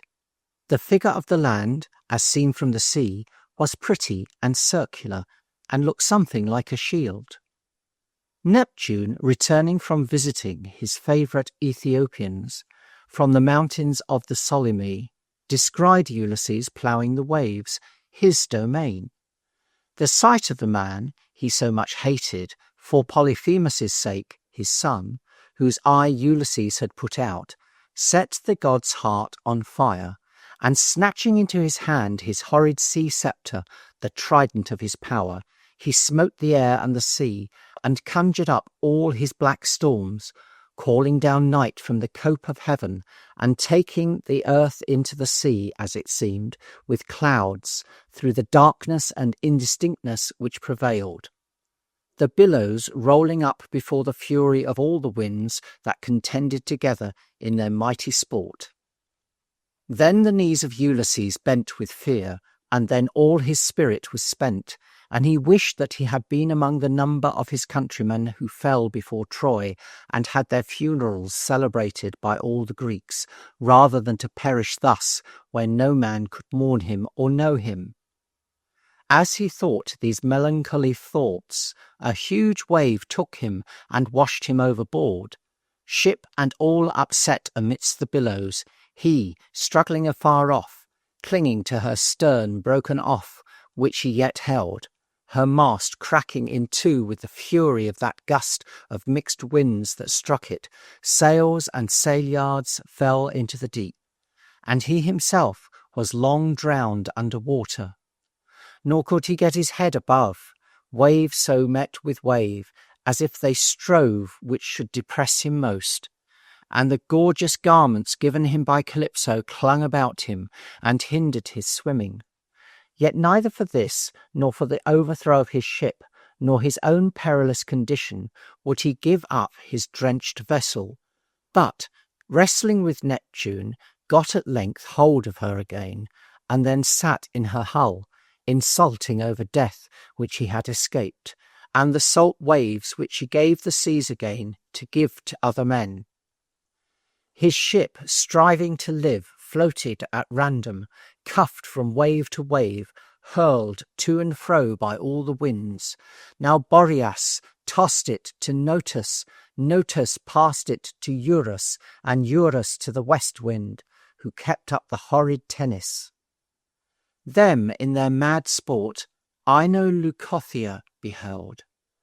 Ino Leucothea, now a sea goddess, but once a mortal and the daughter of Cadmus, she with pity beheld Ulysses, the mark of their fierce contention, and rising from the waves alighted on the ship, in the shape like a sea-bird which is called a cormorant. And in her beak she held a wonderful girdle made of seaweeds, which grow at the bottom of the ocean, which she dropped at his feet. And the bird spake to Ulysses, and counselled him not to trust any more to that fatal vessel, against which god Neptune had levelled his furious wrath, nor to those ill-befriending garments which Calypso had given him, but to quit both it and them, and trust for his safety to swimming. And here, said the seeming bird, take this girdle and tie it about your middle, which has virtue to protect the wearer at sea, and you shall safely reach the shore. But when you have landed, cast it far from you back into the sea. He did as the sea-bird instructed him. He stripped himself naked, and fastening the wondrous girdle about his middle, cast himself into the sea to swim. The bird dived past his sight into the fathomless abyss of the ocean. 2 days and 2 nights he spent in struggling with the waves, though sore buffeted and almost spent, never giving up himself for lost. Such confidence he had in that charm which he wore about his middle, and in the words of that divine bird. But the 3rd morning the winds grew calm, and all the heavens were clear. Then he saw himself nigh land, which he knew to be the coast of the Phaeacians, a people good to strangers, and abounding in ships, by whose favour he doubted not that he should soon obtain a passage to his own country. And such joy he conceived in his heart as good sons have that esteem their father's life dear, when long sickness has held him down to his bed and wasted his body, and they see at length health return to the old man, with restored strength and spirits, in reward of their many prayers to the gods for his safety. So precious was the prospect of home return to Ulysses, that he might restore health to his country, his better parent, that had long languished as full of distempers in his absence. And then for his own safety's sake he had joy to see the shores, the woods, so nigh and within his grasp as they seemed, and he laboured with all the might of hands and feet to reach with swimming that nigh-seeming land. But when he approached near, a horrid sound of a huge sea beating against rocks informed him that here was no place for landing, nor any harbour for man's resort. But though the weeds and the foam which the sea belched up against the land, he could dimly discover the rugged shore all bristled with flints, and all that part of the coast one impending rock that seemed impossible to climb, and the water all about so deep that not a sand was there for any tired foot to rest upon. And every moment he feared lest some wave more cruel than the rest should crush him against a cliff, rendering worse than vain all his landing. And should he swim to seek a more commodious haven farther on, he was fearful lest, weak and spent as he was, the winds would force him back a long way off into the main, where the terrible god Neptune, for wrath that he had so nearly escaped his power, having gotten him again into his domain, would send out some great whale, of which those seas breed a horrible number, to swallow him up alive. With such malignity he still pursued him. While these thoughts distracted him with diversity of dangers, one bigger wave drove against a sharp rock his naked body, which it gashed and tore, and wanted little of breaking all his bones, so rude was the shock. But in this extremity she prompted him that never failed him at need. Minerva, who is wisdom itself, put it into his thoughts no longer to keep swimming off and on as one dallying with danger, but boldly to force the shore that threatened him, and to hug the rock that had torn him so rudely, which with both hands he clasped, wrestling with extremity, till the rage of that billow which had driven him upon it was past. But then again the rock drove back that wave so furiously that it reft him of his hold, sucking him with it in its return, and the sharp rock, his cruel friend, to which he clung for succour, rent the flesh so sore from his hands in parting that he fell off and could sustain no longer. Quite under water he fell, and past the help of fate.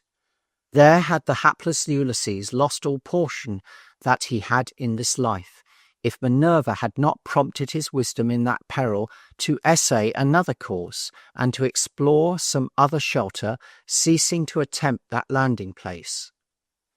She guided his wearied and nigh exhausted limbs to the mouth of the fair river Calico, which not far from thence dispersed its watery tribute to the ocean. Here the shores were easy and accessible, and the rocks, which rather adorned than defended its banks, so smooth that they seemed polished of purpose to invite the landing of our sea-wanderer, and to atone for the uncourteous treatment which those less hospitable cliffs had afforded him. And the god of the river, as if in pity, stayed his current and smoothed his waters, to make his landing more easy. For sacred to the ever-living deities of the fresh waters, be they mountain, stream, river, or lake, is the cry of erring mortals that seek their aid, by reason that, being inland bred, they partake more of the gentle humanities of our nature than those marine deities whom Neptune trains up in tempests in the unpitying recesses of his salt abyss.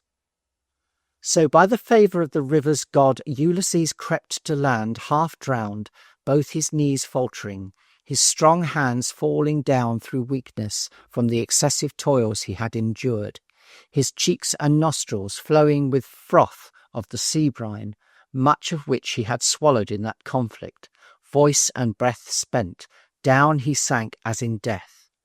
Dead weary he was. It seemed that the sea had soaked through his heart, and the pains he felt in all his veins were little less than those which one feels that has endured the torture of the rack.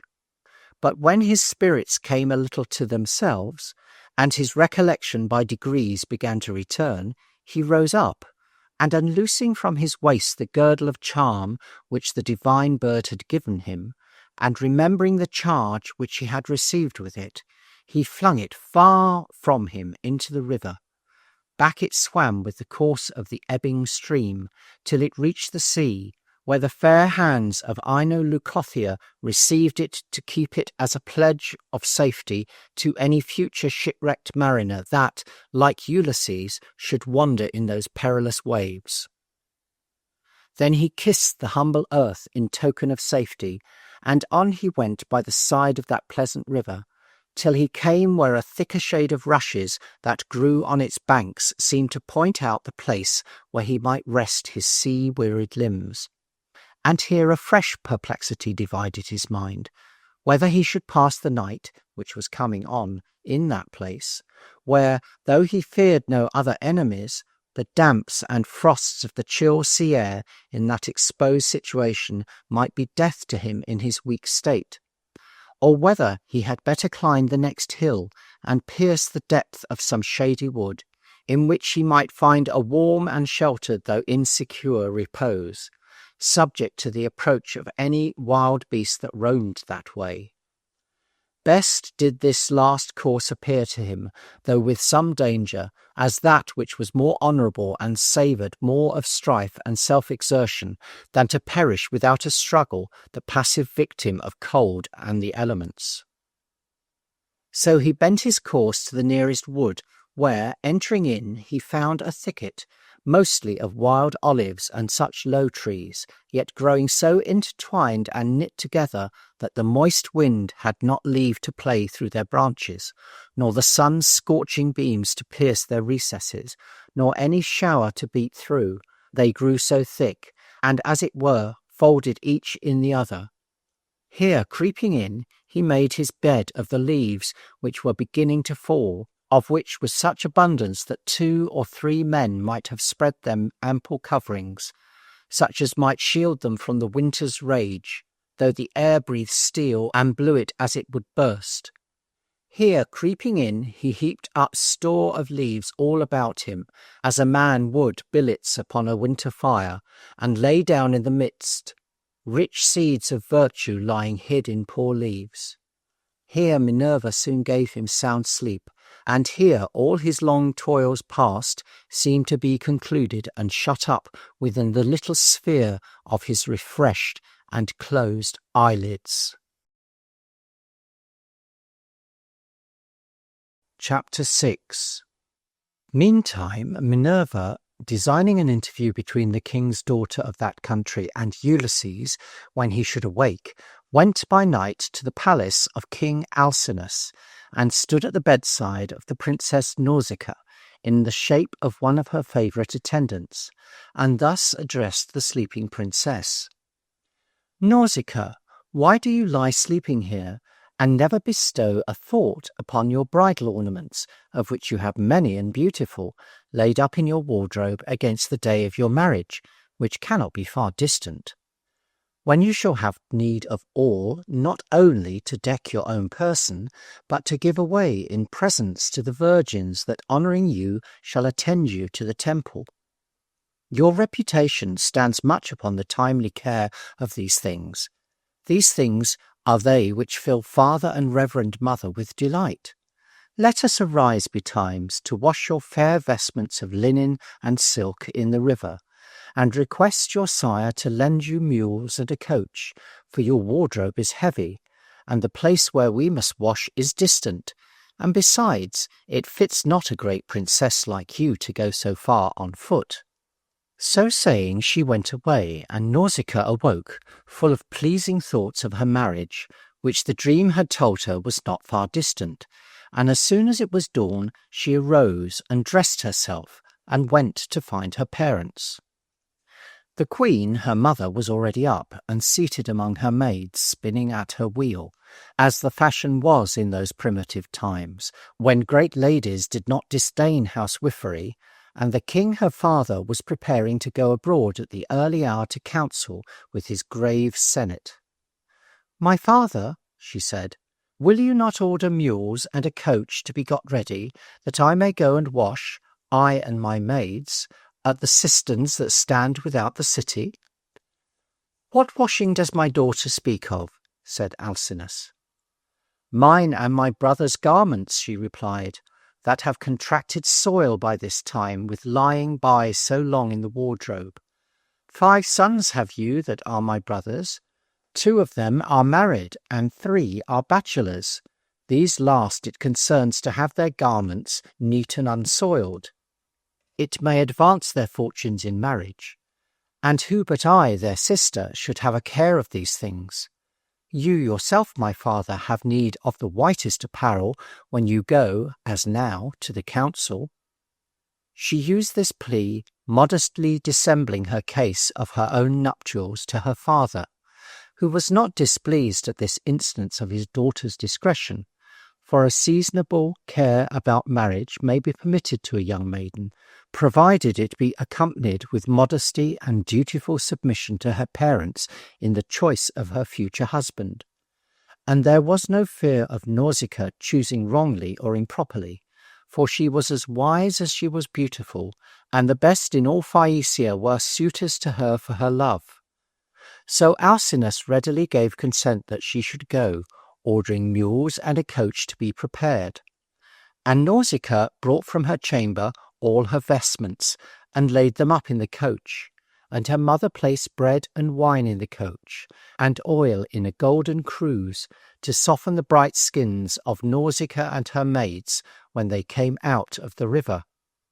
Nausicaa, making her maids get up into the coach with her, lashed the mules till they brought her to the cisterns which stood a little on the outside of the town, and were supplied with water from the river Calico. There her attendants unyoked the mules, took out the clothes, and steeped them in the cisterns, washing them in several waters, and afterwards treading them clean with their feet, venturing wagers who should have done soonest and cleanest, and using many pretty pastimes to beguile their labours as young maids use, while the princess looked on. When they had laid their clothes to dry, they fell to playing again, and Nausicaa joined them in a game with a ball, which is used in that country, which is performed by tossing the ball from hand to hand with great expedition, she who begins the pastime singing a song. It chanced that the princess, whose turn it became to toss the ball, sent it so far from its mark that it fell beyond into one of the cisterns of the river, at which the whole company in merry consternation set up a shriek so loud as waked the sleeping Ulysses, who was taking his rest after his long toils in the woods not far distant from the place where these young maids had come to wash. At the sound of female voices, Ulysses crept forth from his retirement, making himself a covering with boughs and leaves as well as he could to shroud his nakedness. The sudden appearance of his weather-beaten and almost naked form so frighted the maidens that they scudded away into the woods and all about to hide themselves. Only Minerva, who had brought about this interview to admirable purposes, by seemingly accidental means, put courage into the breast of Nausicaa, and she stayed where she was, and resolved to know what manner of man he was, and what was the occasion of his strange coming to them. He, not venturing, for delicacy, to approach and clasp her knees, as supplicants should, but standing far off, addressed this speech to the young princess. "Before I presume rudely to press my petitions, I should first ask whether I am addressing a mortal woman or one of the goddesses. If a goddess, you seem to me to be likest to Diana, the chaste huntress, the daughter of Jove. Like hers are your lineaments, your stature, your features, and air divine." She, making answer that she was no goddess, but a mortal maid, he continued, "If a woman, thrice blessed are both the authors of your birth, thrice blessed are your brothers, who even to rapture must have joy in your perfections, to see you grown so like a young tree, and so graceful. But most blessed of all that breathe is he that has the gift to engage your young neck in the yoke of marriage. I never saw that man that was so worthy of you. I never saw man or woman that at all parts equalled you. Lately at Delos, where I touched, I saw a young palm which grew beside Apollo's temple. It exceeded all the trees which I ever beheld for straightness and beauty. I can compare you only to that. A stupor past admiration strikes me, joined with fear, which keeps me back from approaching you to embrace your knees.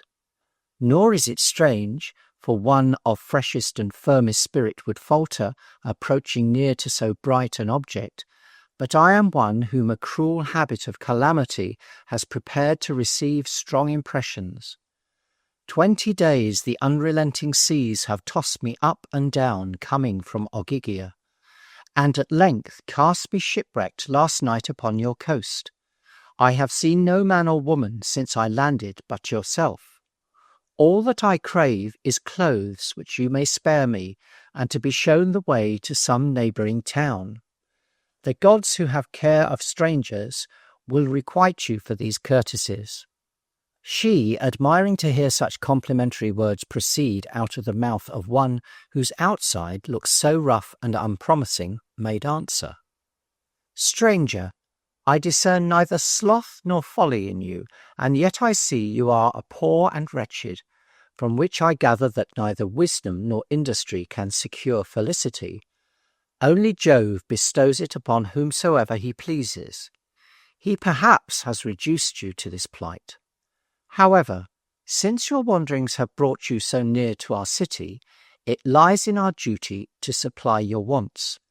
Clothes and what else a human hand should give to one so suppliant and so tamed with calamity, you shall not want. We will show you our city and tell you the name of our people. This is the land of the Phaeacians, of which my father, Alcinous, is king." Then, calling her attendants, who had dispersed on the first sight of Ulysses, she rebuked them for their fear and said, "This man is no Cyclop, nor monster of sea or land, that you should fear him. But he seems manly, staid, and discreet, and though decayed in his outward appearance, yet he has the mind's rich wit and fortitude in abundance. Show him the cisterns where he may wash him from the seaweeds and foam that hang about him, and let him have garments that fit him out of those which we have brought with us to the cisterns." Ulysses, retiring a little out of sight, cleansed him in the cisterns from the soil and impurities with which the rocks and waves had covered all his body, and clothing himself with befitting raiment, which the princess's attendants had given him, he presented himself in more worthy shape to Nausicaa. She admired to see what a comely personage he was, now he was dressed in all parts. She thought him some king or hero, and secretly wished that the gods would be pleased to give her such a husband. Then, causing her attendants to yoke her mules and lay up the vestments which the sun's heat had sufficiently dried in the coach, she ascended with her maids and drove off to the palace, bidding Ulysses, as she departed, keep an eye on the coach and to follow it on foot at some distance, which she did because if she had suffered him to have rode in the coach with her, it might have subjected her to some misconstructions of the common people, who are always ready to vilify and censure their betters, and to suspect that charity is not always pure charity, but that love or some sinister intention lies hid under its disguise. So discreet and attentive to appearance in all her actions was this admirable princess. Ulysses, as he entered the city, wondered to see its magnificence, its markets, buildings, temples, its walls and rampires, its trade and resort of men, its harbours for shipping, which is the strength of the Phaeacian state.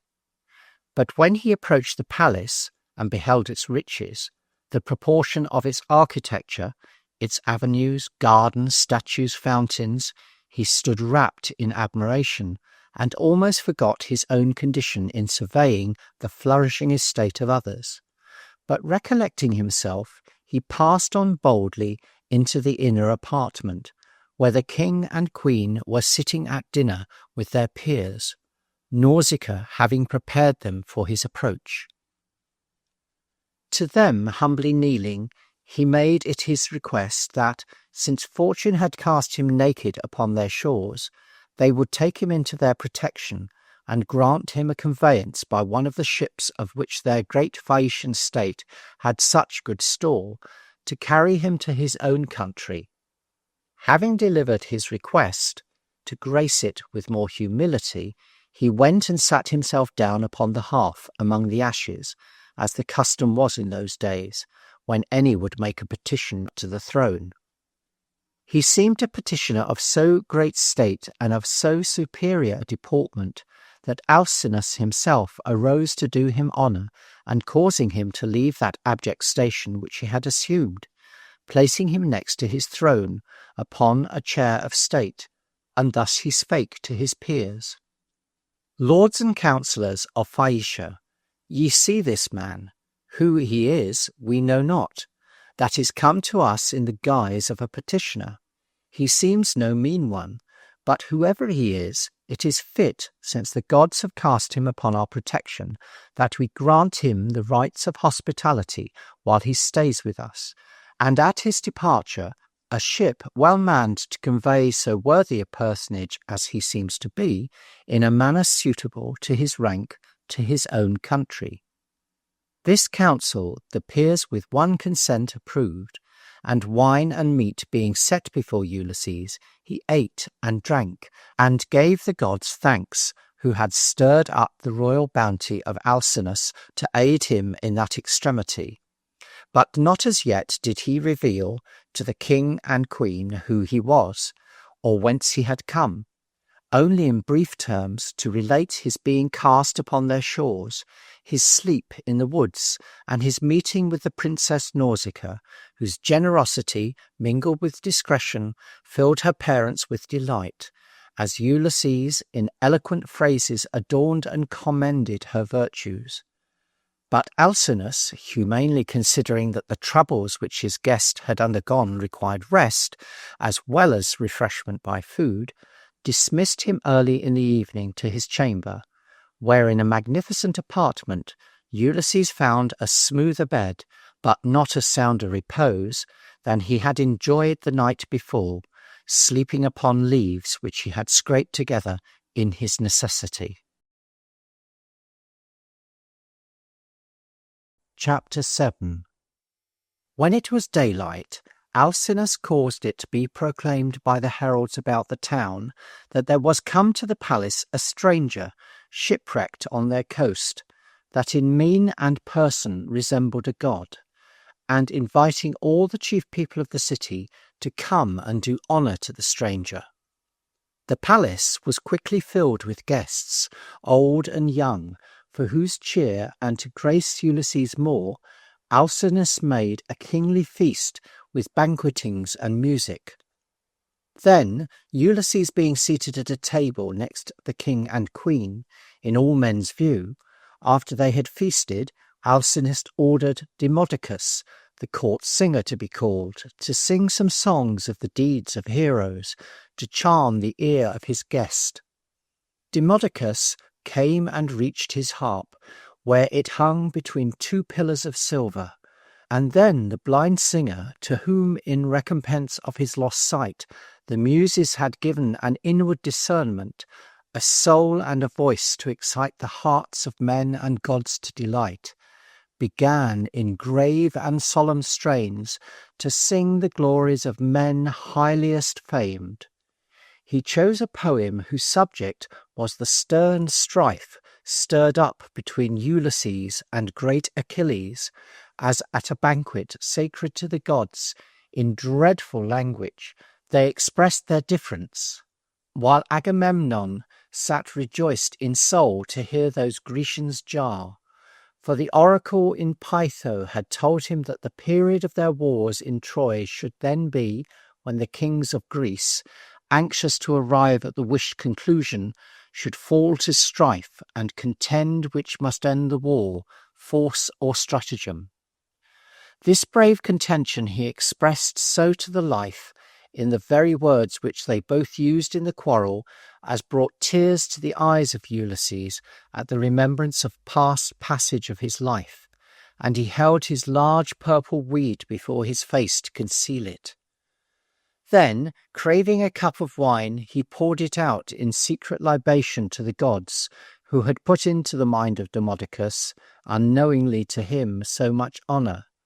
But when the moving poet began to tell of other occurrences where Ulysses had been present, The memory of his brave followers who had been with him in all difficulties, now swallowed up and lost in the ocean, and of those kings that had fought with him at Troy, some of whom were dead, some exiles like himself, forced itself so strongly upon his mind that, forgetful where he was, he sobbed outright with passion, which yet he restrained, but not so cunningly, but so Alcinous perceived it, and without taking notice of it to Ulysses, privately gave signs that Demodocus should cease from his singing.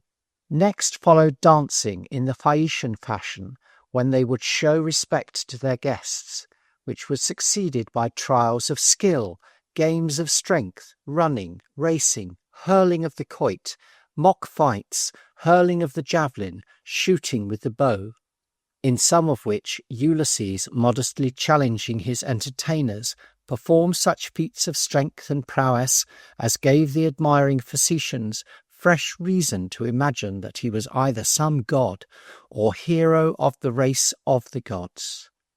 These solemn shows and pageants in honour of his guest King Alcinous continued for the space of many days, as if he could never be weary of showing courtesies to so worthy a stranger. In all this time he never asked him his name, nor sought to know more of him than he of his own accord disclosed.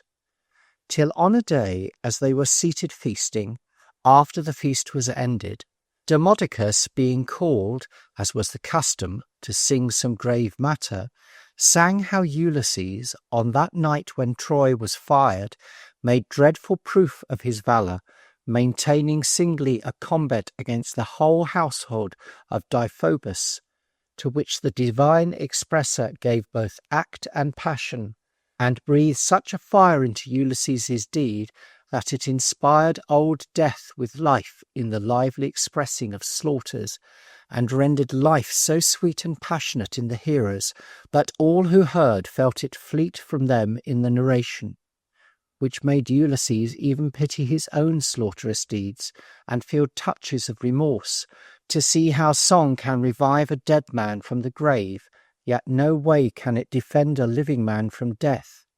And in imagination he underwent some part of death's horrors, and felt in his living body a taste of those dying pangs which he had dealt to others, that with the strong conceit, tears, the true interpreters of unutterable emotion, stood in his eyes. Which King Alcinous noting, and that this was now the second time that he had perceived him to be moved at the mention of events touching the Trojan wars, he took occasion to ask whether his guest had lost any friend or kinsman at Troy, that Demodocus's singing had brought into his mind. Then Ulysses, drying the tears with his cloak, and observing that the eyes of all the company were upon him, desirous to give them satisfaction in what he could, and thinking this a fit time to reveal his true name and destination, spake as follows. The courtesies which ye have all shown me, and in particular yourself and princely daughter, O King Alcinous, demand from me that I should no longer keep you in ignorance of what or who I am. For to reserve any secret from you, who have with such openness of friendship embraced my love, would argue either a pusillanimous or an ungrateful mind in me. Know then that I am Ulysses, of whom I perceive ye have heard something, who heretofore have filled the world with the renown of my policies. I am he by whose counsel, if fame is to be believed at all, more than by the united valour of all the Grecians, Troy fell. I am that unhappy man whom the heavens and angry gods have conspired to keep an exile on the seas, wandering to seek my home which still flies from me. The land which I am in the quest of is Ithaca, in whose ports some ship belonging to your navigation famed Phaeacian state may haply at some time have found a refuge from tempests. If ever you have experienced such kindness, requite it now, by granting to me, who am the king of that land, a passport to that land. Admiration seized all the court of Alcinous to behold in their presence one of the number of those heroes who fought at Troy, whose divine story had been made known to them by songs and poems, but of the truth they had little known, or rather they had hitherto accounted those heroic exploits as fictions and exaggerations of poets. But having seen and made proof of the real Ulysses, they began to take those supposed inventions to be real verities, and the tale of Troy to be as true as it was delightful. Then King Alcinous made answer, "Thrice fortunate ought we to esteem our lot, in having seen and conversed with a man of whom report hath spoken so loudly, but, as it seems, nothing beyond the truth. Though we could desire no felicity greater than to have you always among us, renowned Ulysses, yet your desire having been expressed so often and so deeply to return home, we can deny you nothing, though to our own loss. Our kingdom of Phaeacia, as you know, is chiefly rich in shipping. In all parts of the world, where there are navigable seas or ships can pass, our vessels will be found. You cannot name a coast to which they do not resort. Every rock and every quicksand is known to them that lurks in the vast deep. They pass a bird in flight, and with such unerring certainty they make to their destination, that some have said that they have no need of pilot or rudder, but that they move instinctively, self-directed, and know the minds of their voyagers. Thus much, that you may not fear to trust yourself in one of our Phaeacian ships. Tomorrow, if you please, you shall launch forth. Today spend with us in feasting, who never can do enough when the gods send such visitors." Ulysses acknowledged King Alcinous's bounty, and while these two royal personages stood interchanging courteous expressions, the heart of the Princess Nausicaa was overcome. She had been gazing attentively upon her father's guest as he delivered his speech. But when he came to that part where he declared himself to be Ulysses, she blessed herself and her fortune that in relieving a poor shipwrecked mariner, as he seemed no better, she had conferred a kindness on so divine a hero as he proved. And scarce waiting till her father had done speaking, with a cheerful countenance she addressed Ulysses, bidding him to be cheerful, and when he returned home, as by her father's means she trusted he would shortly, sometimes to remember to whom he owed his life, and who met him in the woods by the river Calico. "Fair flower of Phaeacia," he replied, "so may all the gods bless me with the strife of joys in that desired day. Whenever I shall see it, as I shall always acknowledge to be indebted to your fair hand for the gift of life which I enjoy, and all the blessings which shall follow upon my home return. The gods give thee, Nausicaa, a princely husband, and from you too spring blessings to this state." So prayed Ulysses, his heart overflowing with admiration and grateful recollections of King Alcinous's daughter.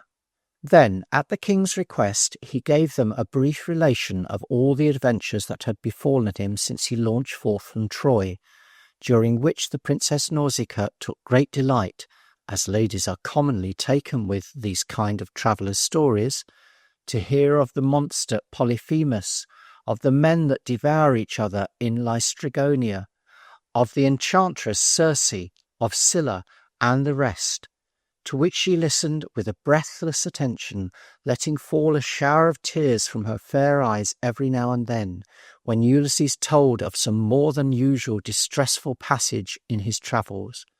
And all the rest of his auditors, if they had before entertained a high respect for their guest, now felt their veneration increased tenfold when they learned from his own mouth what perils, what sufferance, what endurance of evils beyond man's strength to support, this much sustaining, almost heavenly man, by the greatness of his mind and by his invincible courage, had struggled through. The night was far spent before Ulysses had ended his narrative, and with wishful glances he cast his eyes towards the eastern parts, which the sun had begun to flecker with his first red. For on the morrow Alcinous had promised that a bark should be in readiness to convoy him to Ithaca. In the morning a vessel well manned and appointed was waiting for him, into which the king and queen heaped presents of gold and silver, massy plate, apparel, armour, and whatsoever things of cost or rarity they judged would be most acceptable to their guest. And the sails being set, Ulysses, embarking with expressions of regret, took his leave of his royal entertainers, of the fair princess who had been his first friend, and of the peers of Phaeacia, who, crowding down to the beach to have the last sight of their illustrious visitant, beheld the gallant ship with all her canvas spread, bounding and curveting over the waves, like a horse proud of his rider, or as if she knew that in her capacious womb's rich freightage she bore Ulysses. He whose life past had been a series of disquiets, in seas among rude waves, in battles amongst ruder foes, now slept securely, forgetting all. His eyelids bound in such deep sleep as only yielded to death. And when they reached the nearest Ithacan port by the next morning, he was still asleep. The mariners, not willing to awake him, landed him softly and laid him in a cave at the foot of an olive tree, which made a shady recess in that narrow harbour, the haunt of almost none but the sea nymphs, which are called naiads. Few ships before this Phaeacian vessel having put into that haven, by reason of the difficulty and narrowness of the entrance. Here, leaving him asleep, and disposing in safe places near him the presents with which King Alcinous had dismissed him, they departed for Phaeacia, where those wretched mariners never again set foot. But just as they arrived, and thought to salute their country earth in sight of their city's turrets, and in open view of their friends who from the harbour with shouts greeted their return, their vessel and all the mariners which were in her were turned to stone, and stood transformed and fixed in the sight of the whole Phaeacian city, where it yet stands, by Neptune's vindictive wrath, who resented thus highly the contempt which those Phaeacians had shown in convoying home a man whom the god had destined to destruction, whence it comes to pass that the Phaeacians at this day will at no price be induced to lend their ships to strangers, or to become the carriers for other nations, so highly do they still dread the displeasure of their sea god, while they see that terrible monument ever in sight. When Ulysses awoke, which was not till some time after the mariners had departed, he did not at first know his country again, either that long absence had made it strange, or that Minerva, which was more likely, had cast a cloud about his eyes, that he should have greater pleasure hereafter in discovering his mistake. But like a man suddenly awaking in some desert isle, to which his sea mates have transported him in his sleep, he looked around, and discerning no known objects, he cast his hands to heaven for pity, and complained on those ruthless men who had beguiled him with a promise of conveying him home to his country, and perfidiously left him to perish in an unknown land. But then the rich presents of gold and silver given him by Alcinous, which he saw carefully laid up in secure places near him, staggered him, which seemed not like the act of wrongful or unjust men, such as turn pirates for grain, or land helpless passengers in remote coasts to possess themselves of their goods. While he remained in this suspense, there came up to him a young shepherd, clad in the finer sort of apparel, such as kings' sons wore in those days, when princes did not disdain to tend sheep, who, accosting him, was saluted again by Ulysses, who asked him what country that was on which he had been just landed, and whether it were part of a continent or an island.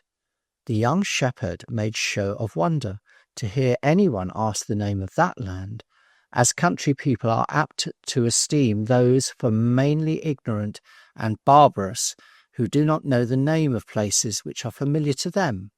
though perhaps they who ask have no opportunities of knowing, and may have come from far countries. I had thought, said he, that all people knew our land. It is rocky and barren, to be sure, but well enough. It feeds a goat or an ox well. It is not wanting either in wine or in wheat. It has good springs of water, some fair rivers, and wood enough, as you may see. It is called Ithaca.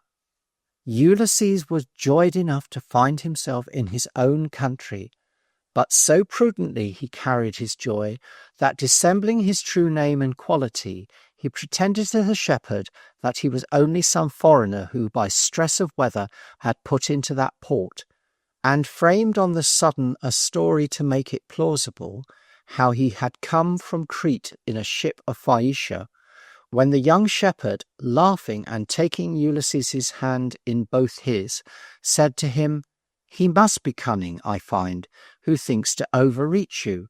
What, cannot you quit your wiles and your subtleties, now that you are in a state of security?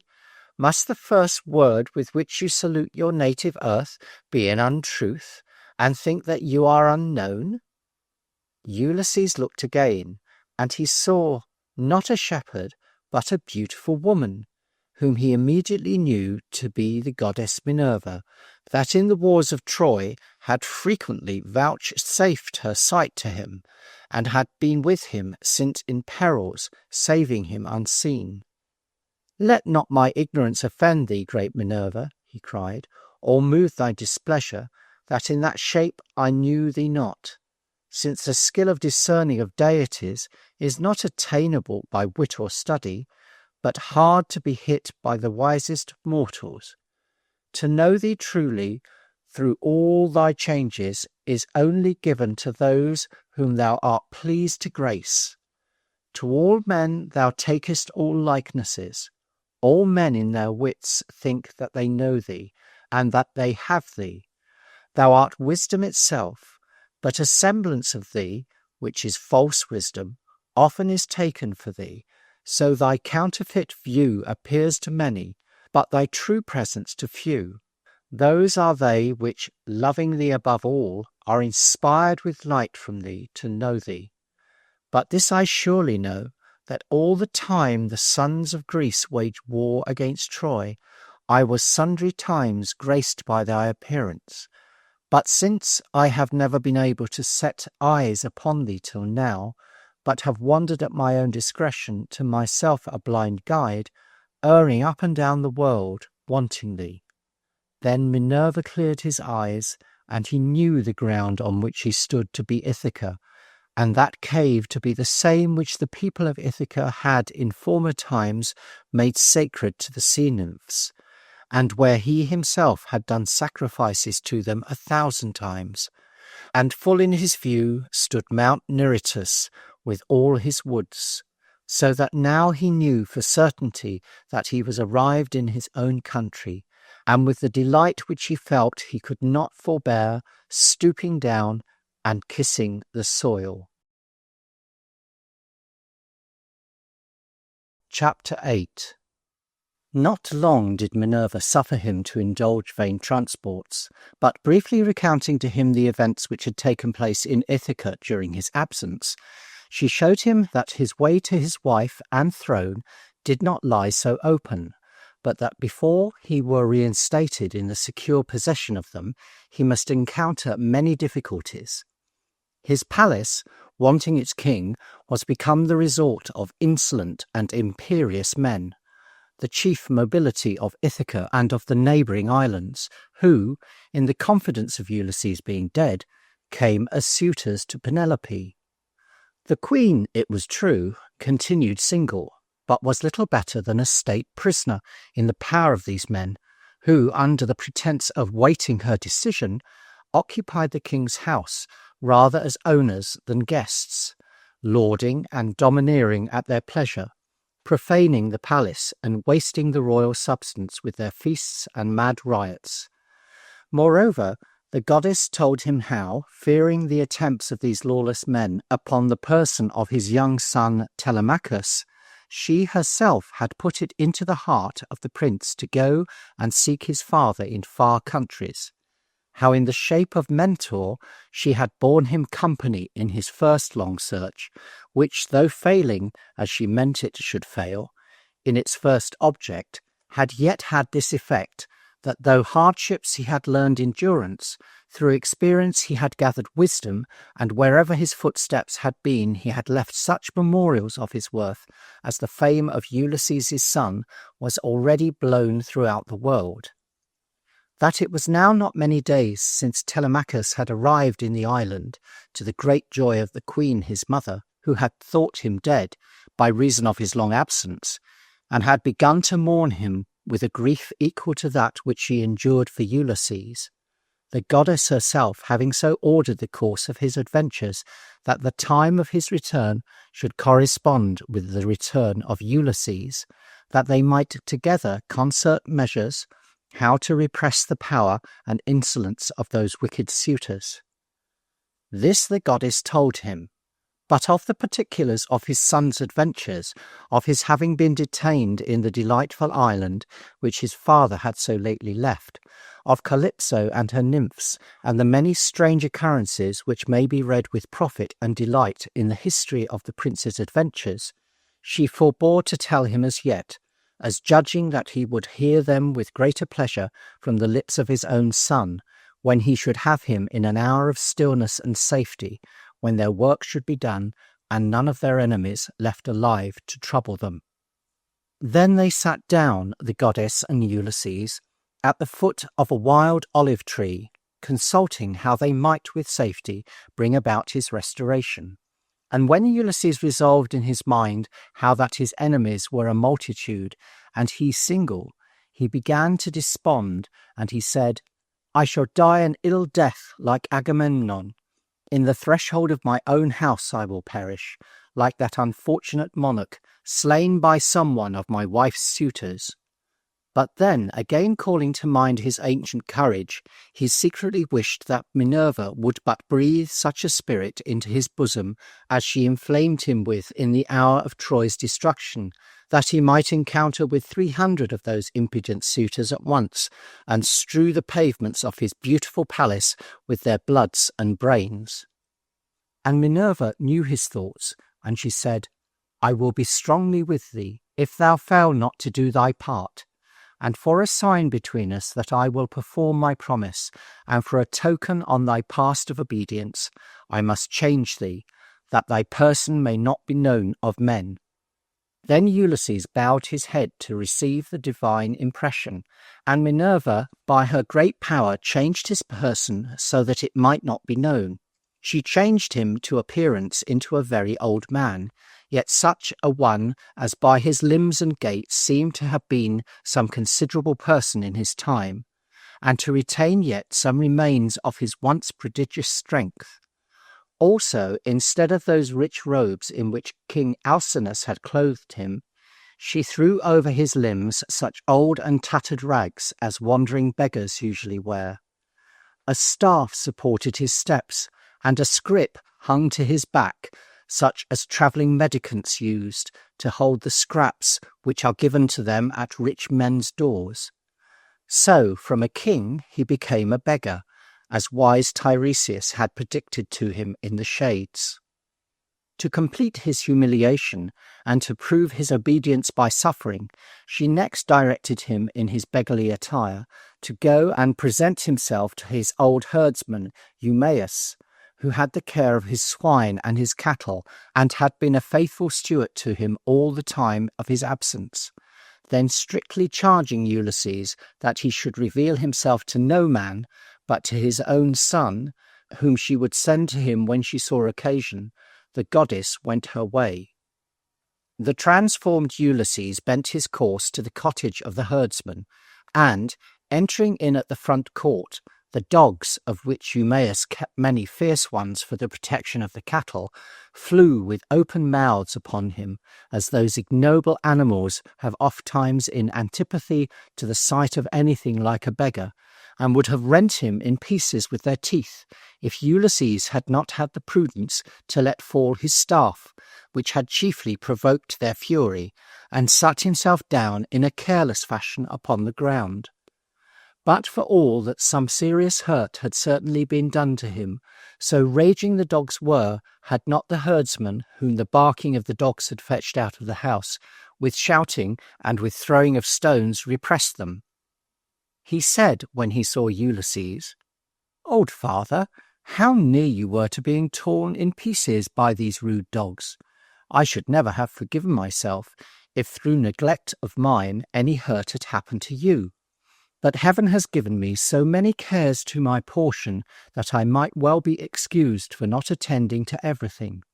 While here I lie grieving and mourning for the absence of that majesty which once ruled here, and am forced to fatten his swine and his cattle for food to evil men who hate him and who wish his death.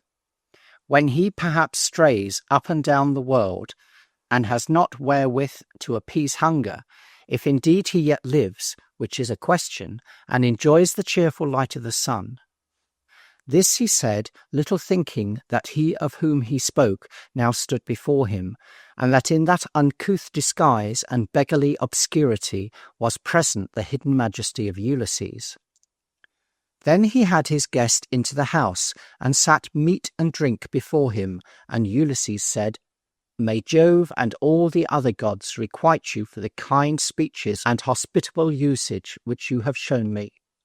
Eumaeus made answer, "My poor guest, if one in much worse plight than yourself had arrived, it were a shame to such scanty means as I have, if I had let him depart without entertaining him to the best of my ability. Poor men, and such as have no houses of their own, are by Jove himself recommended to our care. But the cheer which we that are servants to other men have to bestow it but sorry at most, yet freely and lovingly I give it you. Indeed, there once ruled here a man whose return the gods have set their faces against, who, if he had been suffered to reign in peace and grow old among us, would have been kind to me and mine. But he is gone, and for his sake would to God that the whole posterity of Helen might perish with her, since in her quarrel so many worthies have perished. But such as your face is, eat it, and be welcome, such lean beasts as are food for poor herdsmen. The fattest go to feed the voracious stomachs of the queen's suitors. Shame on their unworthiness. There is no day in which 2 or 3 of the noblest of the herd are not slain to support their feasts and their surfeits." Ulysses gave good ear to his words, and as he ate his meat, he even tore it and rent it with his teeth, for mere vexation that his fat cattle should be slain to glut the appetites of those godless suitors. And he said, "What chief or what ruler is this that thou commendest so highly, and sayest that he perished at Troy?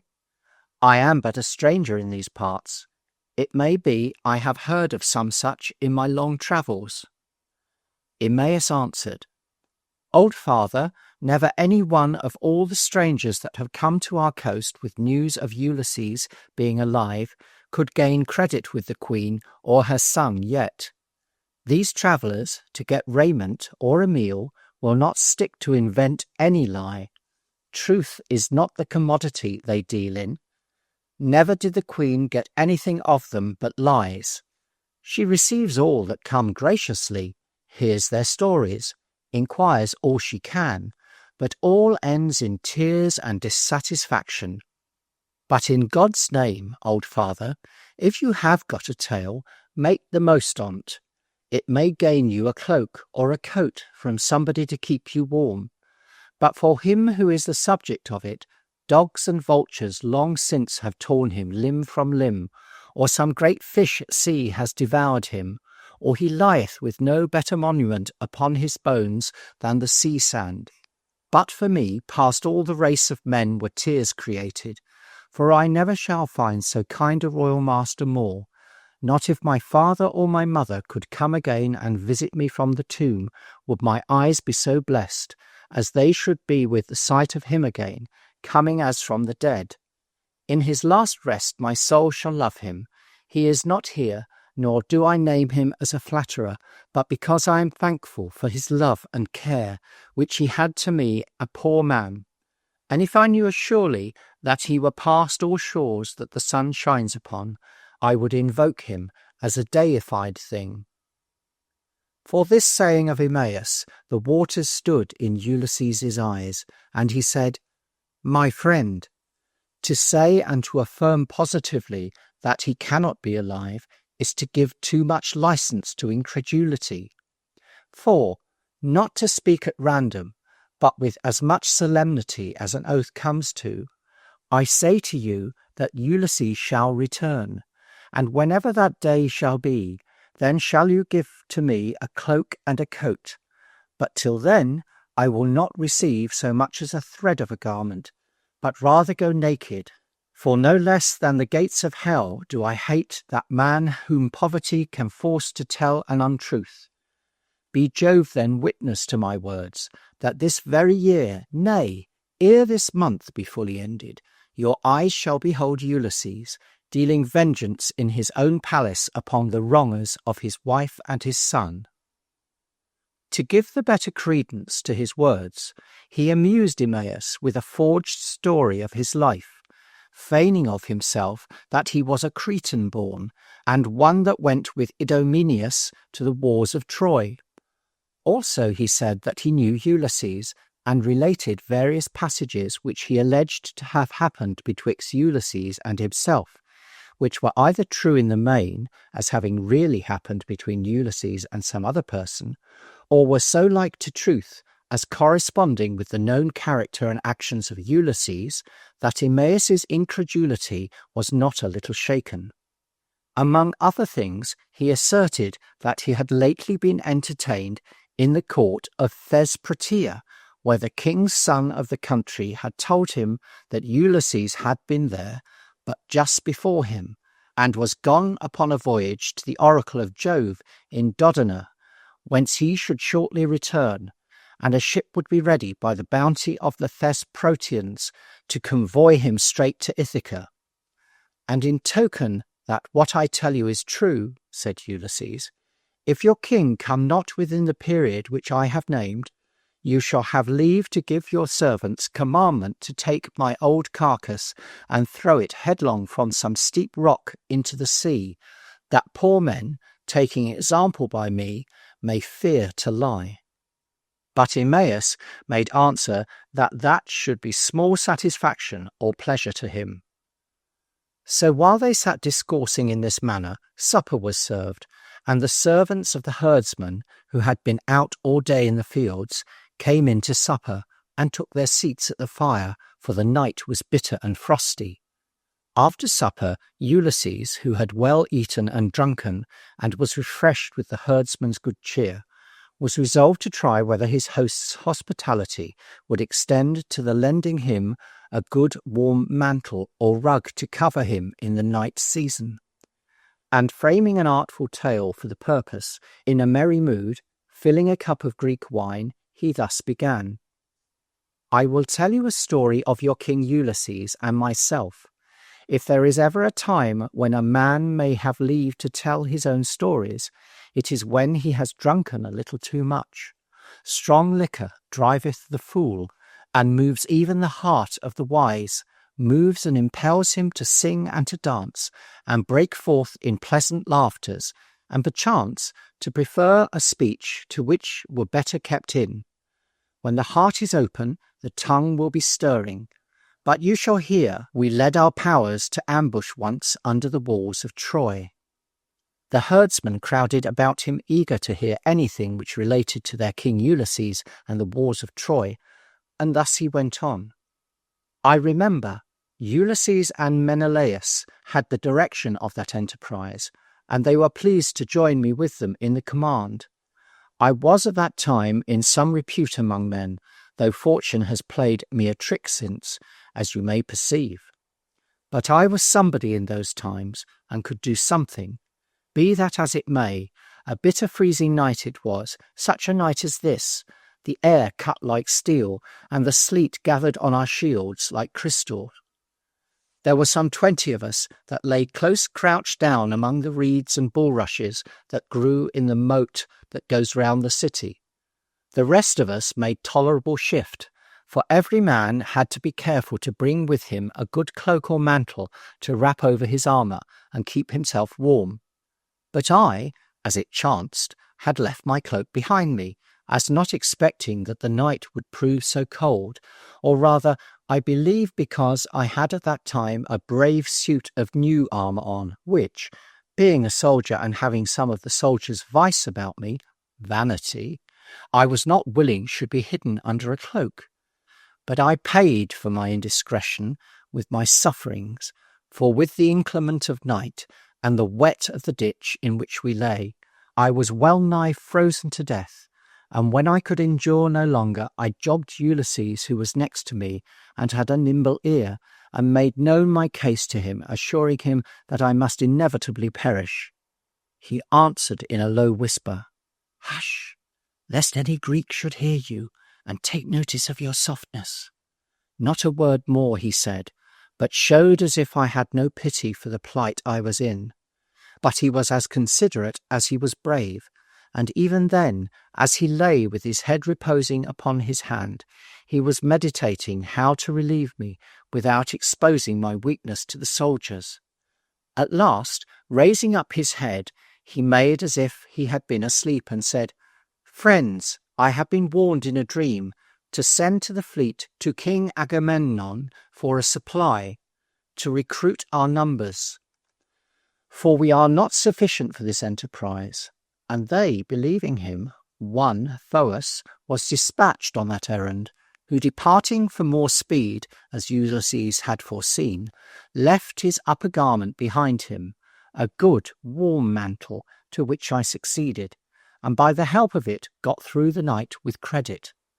This shift Ulysses made for one in need, and would to heaven that I had now the strength in my limbs which made me in those days to be accounted fit to be a leader under Ulysses. I should not then want the loan of a cloak or a mantle to wrap about me and shield my old limbs from the night air. The tale pleased the herdsman, and Eumaeus, who more than all the rest was gratified to hear tales of Ulysses, true or false, said that for his story he deserved a mantle and a night's lodgings, which he should have. And he spread for him a bed of goat and sheepskins by the fire, and the seeming beggar, who was indeed the true Ulysses, lay down and slept under the poor roof, in that abject disguise to which the will of Minerva has subjected him. When morning was come, Ulysses made offer to depart, as if he were not willing to burden his host's hospitality any longer, but said that he would go and try the humanity of the townsfolk, if any there would bestow upon him a bit of bread or a cup of drink. Perhaps the queen's suitors, he said, out of their full feasts, would bestow a scrap on him, for he could wait at table, if need were, and play the nimble serving-man. He could fetch wood, he said, or build a fire, prepare roast meat or boiled, mix the wine with water, or do any of those offices which recommend poor men, like him, to services in great men's houses. "Alas, poor guest," said Eumaeus, "you know not what you speak. What should so poor and old a man as you do at the suitors' tables? Their light minds are not given to such grave servitors. They must have youths, richly tricked out in flowing vests with curled hair, like so many Jove's cupbearers, to fill out the wine to them as they sit at table, and to shift their trenchers. Their gorged insolence would but despise and make a mock at thy age. Stay here. Perhaps the queen, or Telemachus, hearing of thy arrival, may send to thee of their bounty." As he spake these words, the steps of one crossing the front court were heard, and a noise of the dogs fawning and leaping about as for joy, by which Eumaeus guessed that it was the prince, who, hearing of a traveller being arrived at Eumaeus's cottage that brought tidings of his father, was come to search the truth. And Eumaeus said, "It is the tread of Telemachus, the son of King Ulysses." Before he could well speak the words, the prince was at the door, whom Ulysses rising to receive, Telemachus would not suffer that so aged a man, as he appeared, should rise to do respect to him, but he courteously and reverently took him by the hand and inclined his head to him, as if he had surely known that it was his father indeed. But Ulysses covered his eyes with his hands, that he might not show the waters that stood in them. And Telemachus said, "Is this the man who can tell us tidings of the king my father?" "He brags himself to be a Cretan born," said Eumaeus, "and that he has been a soldier and a traveller, but whether he speaks the truth or not, he alone can tell. But whatsoever he has been, what he is now is apparent. Such as he appears, I give him to you. Do what you will with him. His boast at present is that he is at the very best a supplicant." "Be he what he may," said Telemachus, "I accept him at your hands, but where I should bestow him I know not, seeing that in the palace his age would not exempt him from the scorn and contempt which my mother's suitors in their light minds would be sure to fling upon him, and mercy if he escaped without blows, for they are a company of evil men whose profession is wrongs and violence." Ulysses answered, "Since it is free for any man to speak in presence of your greatness, I must say that my heart puts on a wolfish inclination to tears and to devour, hearing your speech, that these suitors should with such injustice rage, where you should have the rule solely. What should the cause be? Do you wilfully give way to their ill manners? Or has your government been such as has procured ill will towards you from your people? Or do you mistrust your kinfolk and friends in such sort as without trial to decline their aid? A man's kindred are they that he might trust to when extremities run high." Telemachus replied, "The kindred of Ulysses are few. I have no brothers to assist me in the strife, but the suitors are powerful in kindred and friends. The house of old Archesius has had this fate from the heavens, that from old it still has been supplied with single heirs. To Icesius, Laertes was only born. From Laertes descended only Ulysses. From Ulysses I alone have sprung, whom he left so young that from me never comfort arose to him. But the end of all rests in the hands of the gods." Then Eumaeus, departing to see to some necessary business of his herds, Minerva took a woman's shape and stood in the entry of the door, and was seen to Ulysses. But by his son she was not seen, for the presences of the gods are invisible save to those to whom they will reveal themselves. Nevertheless, the dogs which were about the door saw the goddess, and durst not bark, but went crouching and licking of the dust for fear. And giving signs to Ulysses that the time was now come in which he should make himself known to his son, by her great power she changed back his shape into the same which it was before she transformed him. And Telemachus, who saw the change, but nothing of the manner by which it was effected, only he saw the appearance of a king in the vigour of his age, where but just now he had seen a worn and decrepit beggar, was struck with fear, and said, "Some god has done this house this honour." And he turned away his eyes, and would have worshipped. But his father permitted not, but said, "Look better at me. I am no deity. Why put you upon me the reputation of godhead? I am no more but thy father. I am even he.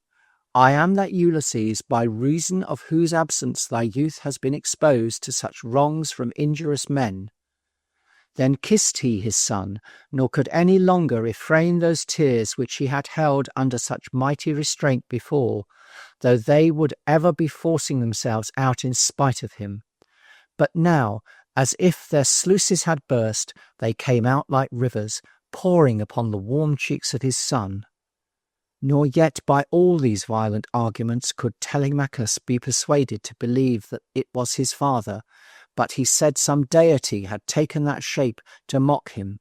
for he affirmed that it was not in the power of any man, who is sustained by mortal food, to change his shape so in a moment from age to youth.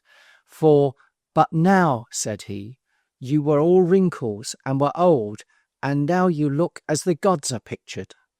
His father replied, Admire, but fear not, and know me to be at all parts substantially thy father, who in the inner powers of his mind and the unseen workings of a father's love to thee answers to his outward shape and pretence. There shall no more Ulysseses come here. I am he that after 20 years' absence and suffering a world of ill have recovered at last the sight of my country earth. It was the will of Minerva that I should be changed as you saw me. She put me thus together. She put together or takes to pieces whom she pleases. It is in the law of her free power to do it, sometimes to show her favourites under a cloud and poor, and again to restore them to their ornaments. The gods raise and throw down men with ease. Then Telemachus could hold out no longer, but he gave way now to a full belief and persuasion of that which for joy at first he could not credit, that it was indeed his true and very father that stood before him, and they embraced and mingled their tears. Then said Ulysses, Tell me who these suitors are, what are their numbers, and how stands the queen thy mother affected to them? She bears them still no expectation, said Telemachus, which she never means to fulfil, that she will accept the hand of some one of them in second nuptials, for she fears to displease them by an absolute refusal. So from day to day she lingers them on with hope, which they are content to bear the deferring of, while they have entertainment at free cost in our palace. Then said Ulysses, Reckon up their numbers, that we may know their strength and ours, if we have numbered ourselves, may hope to prevail against them. O father, he replied, I have oft-time heard of your fame for wisdom, and of the great strength of your arm, but the venturous mind which your speeches now indicates moves me even to amazement. For in no wise can it consist with wisdom or a sound mind that two should try their strength against a host, nor 5 or 10 or twice 10 strong are these suitors, but many more by much. From Dulichium came their 52, they and their servants. Twice 12 crossed the seas hither from Samos. From Zacynthus twice 10. Of our native Ithacans, men of chief note are 12 who aspire to the bed and crown of Penelope, and all these under one strong roof, a fearful odds against 2. My father, there is need of caution, lest the cup of your great mind so thirsts to taste of vengeance prove bitter to yourself in the drinking. And therefore it were well that we should bethink us of some one who might assist us in this undertaking. Thinkest thou, said his father, if we had Minerva and the King of Skies to be our friends, would their sufficiencies make strong our part, or must we look for some further aid yet? They you speak of are above the clouds, said Telemachus, and are sound aids indeed, as powers that not only exceed human, but bear the chiefest sway among the gods themselves. Then Ulysses gave directions to his son to go and mingle with the suitors, and in no wise to impart his secret to any, not even the queen his mother, but to hold himself in readiness, and to have his weapons and his good armour in preparation. And he charged him that when he himself should come to the palace, as he meant to follow shortly after, and present himself in his beggar's likeness to the suitors, that whatever he should see which might grieve his heart, with what foul usage and contumelious language soever the suitors should receive his father, coming in that shape, though they should strike and drag him by the heels along the floors, that he should not stir nor make offer to oppose them, further than by mild words to expostulate with them, until Minerva from heaven should give the sign which should be the prelude to their destruction. And Telemachus, promising to obey his instructions, departed, and the shape of Ulysses fell to what it had been before, and he became to all outward appearances a beggar in base and beggarly attire. Chapter 9. From the house of Eumaeus the seeming beggar took his way, leaning on his staff, till he reached the palace, entering in at the hall where the suitors sat at meat. They, in the pride of their feasting, began to break their jests in mirthful manner when they saw one looking so poor and so aged approach.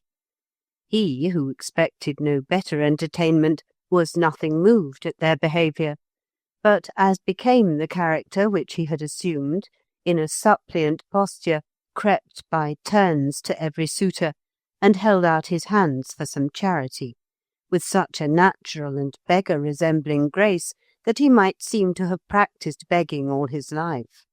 Yet there was a sort of dignity in his most abject stoopings, that whoever had seen him would have said, if it had pleased heaven that this poor man had been born a king, he would gracefully have filled a throne. And some pitied him, and some gave him alms, as their present humours inclined them, but the greater part reviled him and bade him be gone, as one that spoiled their feast. For the presence of misery has this power with it, that, while it stays, it can ash and overturn the mirth, even of those who feel no pity or wish to relieve it. Nature bearing this witness of herself in the hearts of the most obdurate. Now Telemachus sat at meat with the suitors, and knew that it was the king his father who in that shape begged an alms. And when his father came and presented himself before him in turn, as he had done to the suitors one by one, he gave him of his own meat which he had in his dish, and of his own cup to drink. And the suitors were past measure offended to see a pitiful beggar, as they esteemed him, to be so choicely regarded by the prince. Then Antinous, who was a great lord, and of chief note among the suitors, said, Prince Telemachus does ill to encourage these wandering beggars, who go from place to place, affirming that they have been some considerable persons in their time, filling the ears of such as hearken to them with lies, and pressing with their bold feet into kings' palaces. This is some saucy vagabond, some travelling Egyptian. I see, said Ulysses, that a poor man should get but little at your board. Scarce should he get salt from your hands, if he brought his own meat. Lord Antinous, indignant to be answered with such sharpness by a supposed beggar, snatched up a stool with which he smote Ulysses where the neck and shoulders join. This usage moved not Ulysses, but in his great heart he meditated deep evils to come upon them all, which for a time must be kept close. And he went and sat himself down in the doorway to eat of that which was given him.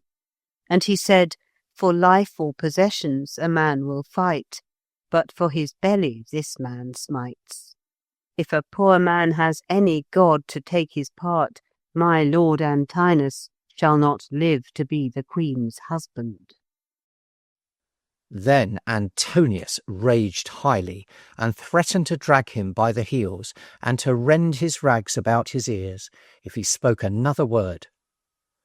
But the other suitors did it nowise approve of the harsh language, nor of the blow which Antonius had dealt, and some of them said, Who knows but one of the deities goes about hid under that poor disguise? For in the likeness of poor pilgrims the gods have many times descended to try the dispositions of men, whether they be humane or impious.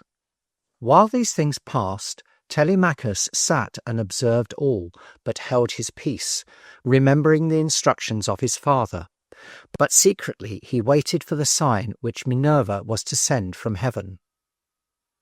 That day there followed Ulysses to the court one of the common sort of beggars, Irus by name, one that had received alms before time of the suitors, and was their ordinary sport, when they were inclined, as that day, to give way to mirth, to see him eat and drink, for he had the appetite of 6 men, and was of huge stature and proportions of body, yet had in him no spirit nor courage of a man. This man, thinking to curry favour with the suitors, and recommend himself especially to such a great lord as Antonius was, began to revile and scorn Ulysses, putting foul language upon him, and fairly challenging him to fight with the fist. But Ulysses, deeming his railings to be nothing more than jealousy, and that envious disposition which beggars commonly manifest to brothers in their trade, mildly besought him not to trouble him, but to enjoy that portion which the liberality of their entertainers gave him, as he did quietly, seeing that of their bounty there was sufficient for all.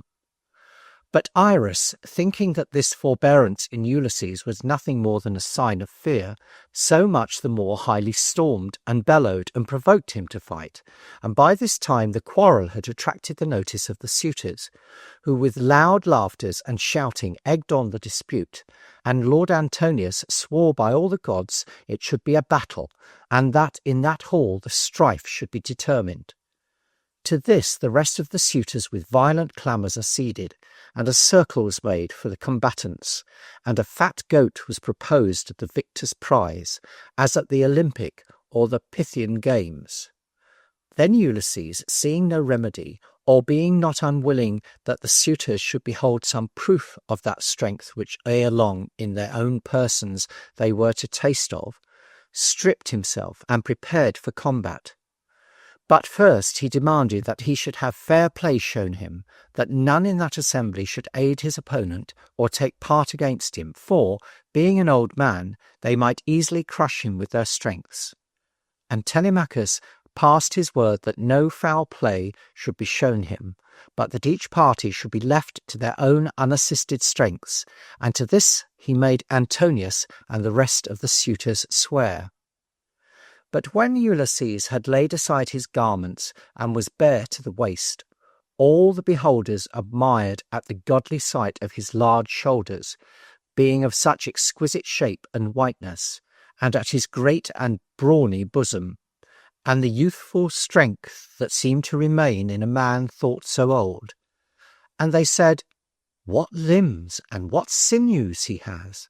And coward fear seized on the mind of that great vast beggar, and he dropped his threats and his big words, and would have fled, but Lord Antonius stayed him, and threatened him that if he declined the combat, he would put him in a ship and land him on the shores where King Echetus reigned, the roughest tyrant which at the time the world contained, and who had that antipathy to rascal beggars, such as he, that when any landed on his coast, he would crop their ears and noses and give them to the dogs to tear. So Iris, in whom fear of King Echetus prevailed above the fear of Ulysses, addressed himself to fight. But Ulysses, provoked to be engaged in so odious a strife with a fellow of his base conditions, and loathing longer to be made a spectacle to entertain the eyes of his foes, with one blow, which he struck him beneath the ear, so shattered the teeth and jawbone of this soon baffled coward, that he laid him sprawling in the dust, with small stomach or ability to renew the contest. Then raising him on his feet, he led him bleeding and sputtering to the door, and put his staff into his hand, and bade him go use his command upon dogs and swine, but not presume himself to be lord of the guests another time, nor of the beggary. The suitors applauded in their vain minds the issue of the contest, and rioted in mirth at the expense of poor Iris, who they vowed should be forthwith embarked and sent to King Echetus, and they bestowed thanks on Ulysses for ridding the court of that unsavoury morsel, as they called him. But in their inward souls they would not have cared if Iris had been victor and Ulysses had been taken the foil, but it was mirth to them to see the beggars fight. In such pastimes and light entertainments the day wore away. When evening was come, the suitors betook themselves to music and dancing, and Ulysses leaned his back against a pillar from which certain lamps hung which gave light to the dancers, and he made show of watching the dancers, But very different thoughts were in his head. And as he stood near the lamps, the light fell upon his head, which was thin of hair and bald, as an old man's. And Eurymachus, a suitor, taking occasion from some words which were spoken before, scoffed and said, "Now I know for certainty that some god lurks under the poor and beggarly appearance of this man, for, as he stands by the lamps, his sleek head throws beams around it, like as it were a glory." And another said, "He passes his time too, not much unlike the gods, lazily living exempt from labour, taking offerings of men." "I warrant," said Eurymachus again, "he could not raise a fence or dig a ditch for his livelihood, if a man would hire him to work in a garden." "I wish," said Ulysses, "that you who speak this, and myself, were to be tried at any task work, that I had a good crooked scythe put in my hand, that was sharp and strong, and you such another, where the grass grew longest, to be up by daybreak, mowing the meadows till the sun went down, not tasting of food till we had finished.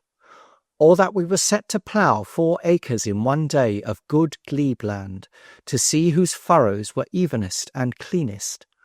Or that we might have one wrestling bout together, or that in our right hands a good steel-headed lance were placed, to try whose blows fell heaviest and thickest upon the adversary's headpiece. I would cause you such work as you should have small reason to reproach me for being slack at work.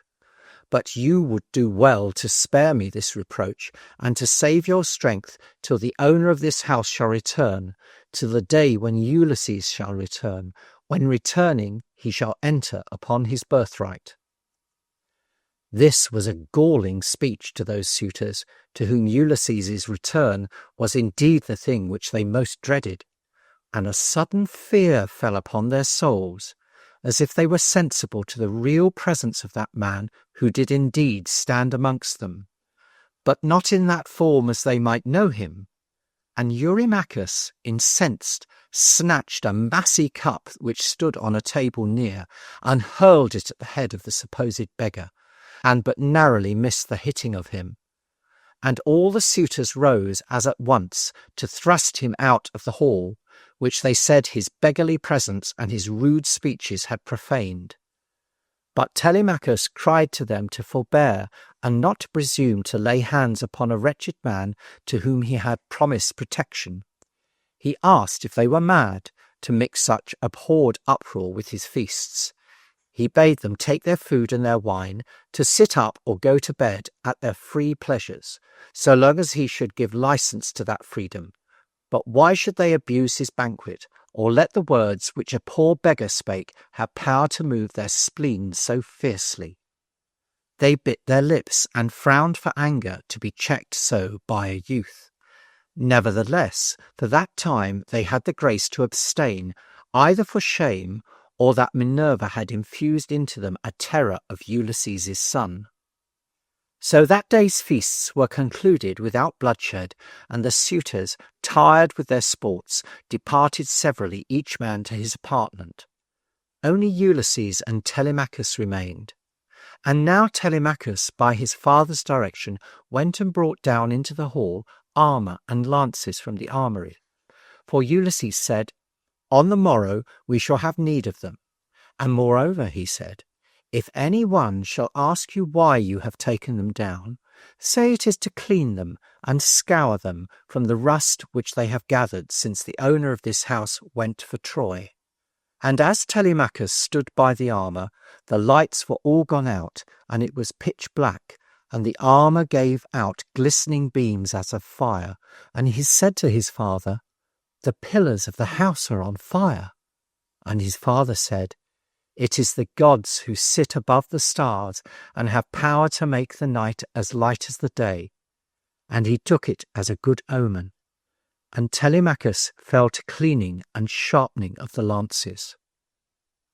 Now Ulysses had not seen his wife Penelope in all the time since his return, for the queen did not care to mingle with the suitors at their banquets, but, as became one that had been Ulysses's wife, kept much in private, spinning and doing her excellent housewiferys among her maids in the remote parts of the palace. Only upon solemn days she would come down and show herself to the suitors.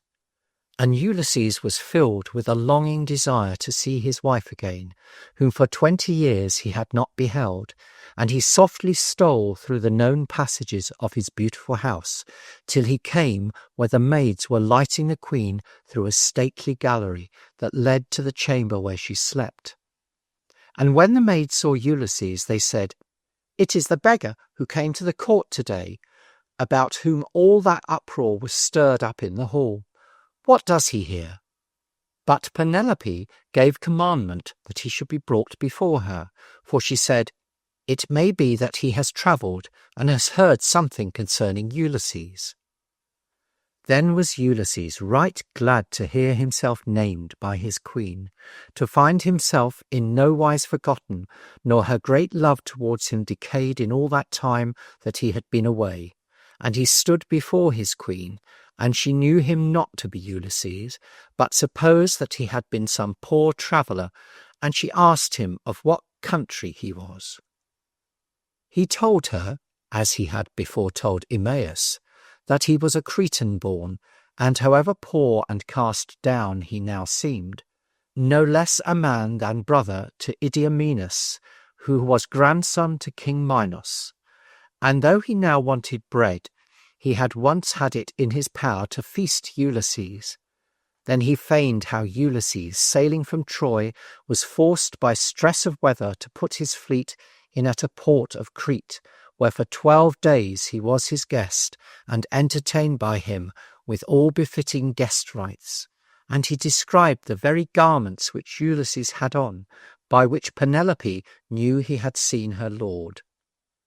In this manner Ulysses told his wife many tales of himself, at most but painting so near to the life that the feeling of that which she took in at her ears became so strong that the kindly tears ran down her fair cheeks, while she thought upon her lord, dead as she thought him, and heavily mourned the loss of him whom she missed, whom she could not find, though in very deed he stood so near her. Ulysses was moved to see her weep, but he kept his own eyes dry as iron or horn in their lids, putting a bridle upon his strong passion that it should not issue to sight. Then he told how he had lately been at the court of Thesprotia, and what he had learned concerning Ulysses there, in order as he had delivered to Eumaeus. And Penelope was wont to believe that there might be a possibility of Ulysses being alive, and she said, "I dreamed a dream this morning. Methought I had 20 household fowl, which did eat wheat steeped in water from my hand. And there came suddenly from the clouds a crooked-beaked hawk, who soused on them and killed them all, trussing their necks, then took his flight back up to the clouds. And in my dream methought that I wept and made great moan for my fowls, and for the destruction which the hawk had made. And my maids came about me to comfort me, and in the height of my griefs the hawk came back, and lighting upon the beam of my chamber, he said to me in a man's voice which sounded strangely even in my dream to hear a hawk to speak. Be of good cheer, he said, O daughter of Icarus, for this is no dream which thou hast seen, but that which shall happen to thee indeed. Those household fowl which thou lamentest so without reason are the suitors who devour thy substance, even as thou sawest the fowl eat from thy hand. And the hawk is thy husband, who is coming to give death to the suitors. And I awoke, and went to see to my fowls if they were alive, whom I found eating wheat from their troughs, all well and safe as before my dream. Then said Ulysses, This dream can endure no other interpretations than that which the hawk gave to it. Who is your lord, and who is coming quickly to effect all that his words told you? Your words, she said, my old guest, are so sweet that you would sit and please me with your speech. My ears would never let my eyes close their spheres for joy of your discourse. But none that is merely mortal can live without the death of sleep. So the gods who are without death themselves have ordained it, to keep the memory of our mortality in our minds, while we experience that as much as we live we die every day. In which consideration I will ascend my bed, which I have nightly watered with my tears, since he that was the joy of it departed for that bad city. She so speaking because she could not bring her lips to name the name of Troy so much hated. So for that night they parted, Penelope to her bed, and Ulysses to his son, and to the armour and the lances in the hall, where they sat up all night cleaning and watching by the armour. Chapter 10. When daylight appeared, a tumultuous concourse of the suitors again filled the hall, and some inquired what meant that glittering store of armour and lances which lay in heaps by the entry of the door. And to all that asked, Telemachus made reply that he had caused them to be taken down to cleanse them of the rust and of the stain which they had contracted by lying so long unused, even ever since his father went for Troy. And with that answer their minds were easily satisfied. So to their feasting and vain rioting again they fell. Ulysses, by Telemachus's order, had a seat and a mess assigned him in the doorway, and he had his eye ever on the lances. And it moved gall in some of the great ones there present to have their feast still dulled with the society of that wretched beggar, as they deemed him, and they reviled and spurned at him with their feet. Only there was one, Philitius, who had something a better nature than the rest, that spake kindly to him, and had his age in respect. He, coming up to Ulysses, took him by the hand with a kind of fear, as if touched exceedingly with imagination of his great worth, and said thus to him, Hail, father, stranger! My brows have sweat to see the injuries which you have received, and my eyes have broke forth in tears, when I have only thought that, such being oftentimes the lot of worthiest men, to this plight Ulysses may be reduced, and that he may now wander from place to place as you do. For such who are compelled by need to range here and there, and have no firm home to fix their feet upon, God keeps them in this earth as under water. So are they kept down and depressed, and a dark thread is sometimes spun in the fates of kings. At this bare likening of the beggar to Ulysses, Minerva from heaven made the suitors for foolish joy to go mad, and roused them to such a laughter as would never stop. They laughed without power of ceasing, their eyes stood full of tears for violent joys. But fears and horrible misgivings succeeded, and one among them stood up and prophesied. Ah, wretches, he said, what madness from heaven has seized you, that you can laugh? See you not that your meat drops blood? At night, like the night of death, wraps you about. You shriek without knowing it. Your eyes thrust forth tears. The fixed walls and the beams that bear the whole house up fall blood. Ghosts choke up the entry. Full is the hall with apparitions of murdered men. Under your feet is hell. The sun falls from heaven, and it is midnight at noon. But like men whom the gods had infatuated to their destruction, they mocked at his fears. And Eurymachus said, This man is surely mad. Conduct him forth into the marketplace. Set him in the light, for he dreams that 'tis night within the house. But Theoclymenus, for that was the prophet's name, whom Minerva had graced with a prophetic spirit, that he foreseeing might avoid the destruction which awaited them, answered and said, Eurymachus, I will not require a guide of thee, for I have eyes and ears, the use of both my feet, and a sane mind within me, and with these I will go forth of the doors, because I know the imminent evils which await all you that stay, by reason of this poor guest who is a favourite with all the gods." So saying, he turned his back upon those inhospitable men and went away home and never returned to the palace. These words which he spoke were not unheard by Telemachus, who kept still his eyes upon his father, expecting fervently when he would give the sign which was to precede the slaughter of the suitors.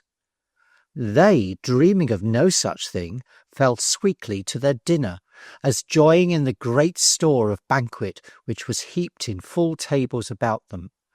But there reigned not a bitterer banquet planet in all heaven than that which hung over them this day by secret destination of Minerva. There was a bow which Ulysses left when he went for Troy. It had lain by since that time, out of use and unstrung, for no man had strength to draw that bow, save Ulysses. So it had remained as a monument of the great strength of its master. This bow, with the quiver of arrows belonging thereto, Telemachus had brought down from the armoury on the last night along with the lances. And now Minerva, intending to do Ulysses an honour, put it into the mind of Telemachus to propose to the suitors to try who was strongest to draw that bow. And he promised that to the man who should be able to draw that bow, his mother should be given in marriage. Ulysses' wife, the prize to him who should bend the bow of Ulysses. There was great strife and emulation stirred up among the suitors at those words of the Prince Telemachus. And to grace her son's words, and to confirm the promise which he had made, Penelope came and showed herself that day to the suitors. And Minerva made her that she appeared never so comely in their sight as that day, and they were inflamed with the beholding of so much beauty, proposed as the prince of so great manhood. And they cried out that if all those heroes who sailed to Colchis for the rich purchase of the golden fleece ram had seen earth's richer prize, Penelope, they would have not made their voyage, but would have vowed their valours and their lives to her, for she was at all parts faultless. And she said, "The gods have taken my beauty from me since my lord went to Troy." But Telemachus willed his mother to depart and not be present at that contest, for he said, "It may be some rougher strife shall chance of this that may be expedient for a woman to witness." And she retired, she and her maids left the hall. Then the bow was brought into the midst, and a mark was set up by Prince Telemachus. And Lord Antonius, as the chief among the suitors, had the first offer. And he took the bow, and fitting an arrow to the string, he strove to bend it, but not with all his might and main could he once draw together the ends of that tough bow. And when he found how vain a thing it was to endeavour to draw Ulysses' bow, he desisted, blushing for shame and for mere anger. Then Eurymachus adventured, but with no better success, but as it had torn the hands of Antonius, so did the bow tear and strain his hands, and marred his delicate fingers, yet could he not stir the string. Then called he to the attendants to bring fat and unctuous matter, which melting at the fire he dipped the bow therein, thinking to supple it and make it more pliable. But not with all the helps of arts could he succeed in making it move. After him Leiades, and Amphinomus, and Polybus, and Eurynomus, and Polyctorides essayed their strength, but not any one of them, or of the rest of those aspiring suitors, had any better luck.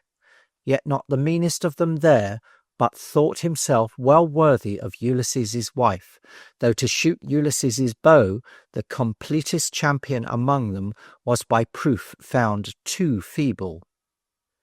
Then Ulysses prayed that he might have leave to try, and immediately a clamour was raised among the suitors because of his petition, and they scorned and swelled with rage at his presumption, and that a beggar should seek to contend in a game of such noble mastery. But Telemachus ordered that the bow should be given him, and that he should have leave to try, since they had failed. For, he said, the bow is mine to give or to withhold, and none durst gainsay the prince. Then Ulysses gave a sign to his son, and he commanded the doors of the hall to be made fast, and all wondered at his words, but none could define the cause. And Ulysses took the bow into his hands, and before he essayed to bend it, he surveyed it all parts, to see whether, by long lying by, it had contracted any stiffness which hindered the drawing. And as he was busied in the curious surveying of his bow, some of the suitors mocked him, and said, Past doubt this man is a right cunning archer, and knows his craft well. See how he turns it over and over, and looks into it, as if he could see through the wood. And others said, We wish someone would tell out gold into our laps, but for so long a time as he shall be in drawing of that string. But when he had spent some little time in making proof of the bow, and found it to be in good plight, like as a harper in tuning his harp draws out a string, with such ease or much more than Ulysses draw to the head the string of his own tough bow, and in letting of it go, it twanged with such a shrill noise as a swallow makes when it sings through the air, which so much amazed the suitors that their colours came and went, and the skies gave out a noise of thunder, which at heart cheered Ulysses, for he knew that now his long labours by the disposal of the fates drew to an end. Then fitted he an arrow to the bow, and drawing it to the head, he sent it right to the mark which the prince had set up.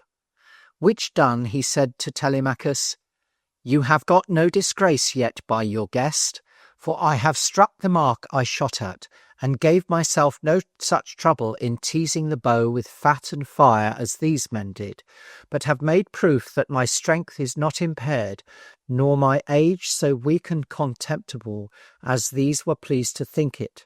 But come, the day going down calls us to supper, after which succeed poem and harp, and all delights which use to crown princely banquetings. So saying, he beckoned to his son, who straight girt his sword to his side, and took one of the lances, of which there lay great store from the armoury, in his hand, and armed at all points advanced towards his father. The upper rags which Ulysses wore fell from his shoulder, and his own kingly likeness returned, when he rushed to the great hall door with bow and quiver full of shafts, which down at his feet he poured, and in bitter words pre-signified his deadly intent to the suitors.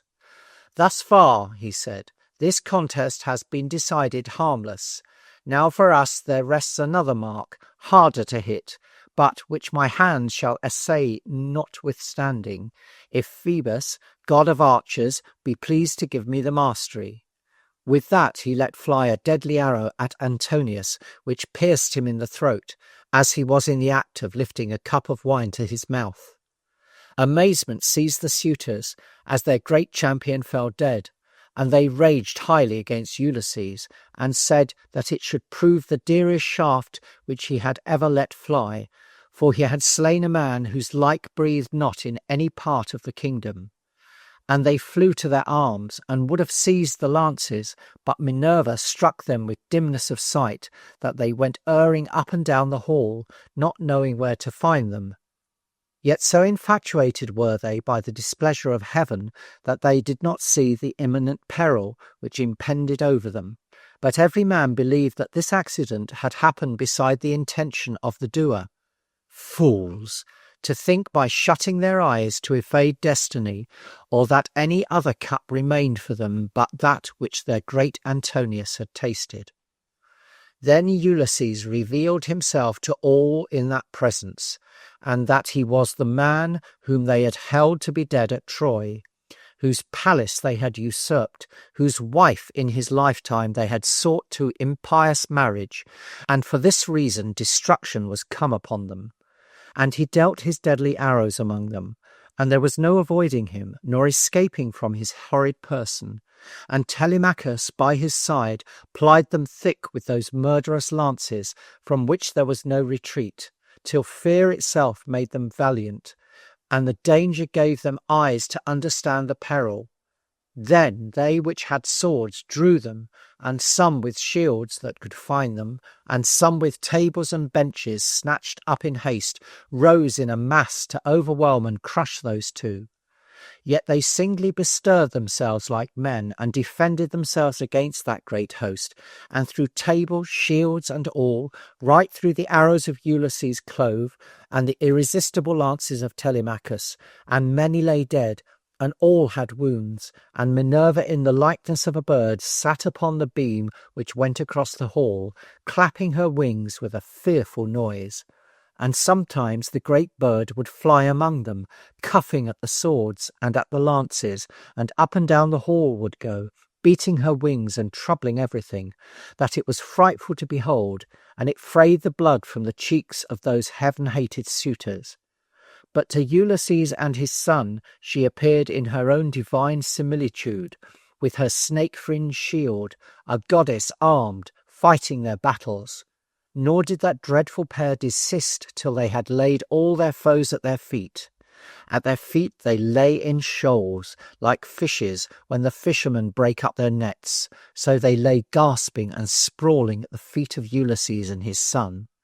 And Ulysses remembered the prediction of Tiresias, which said that he was to perish by his own guests unless he slew those who knew him not.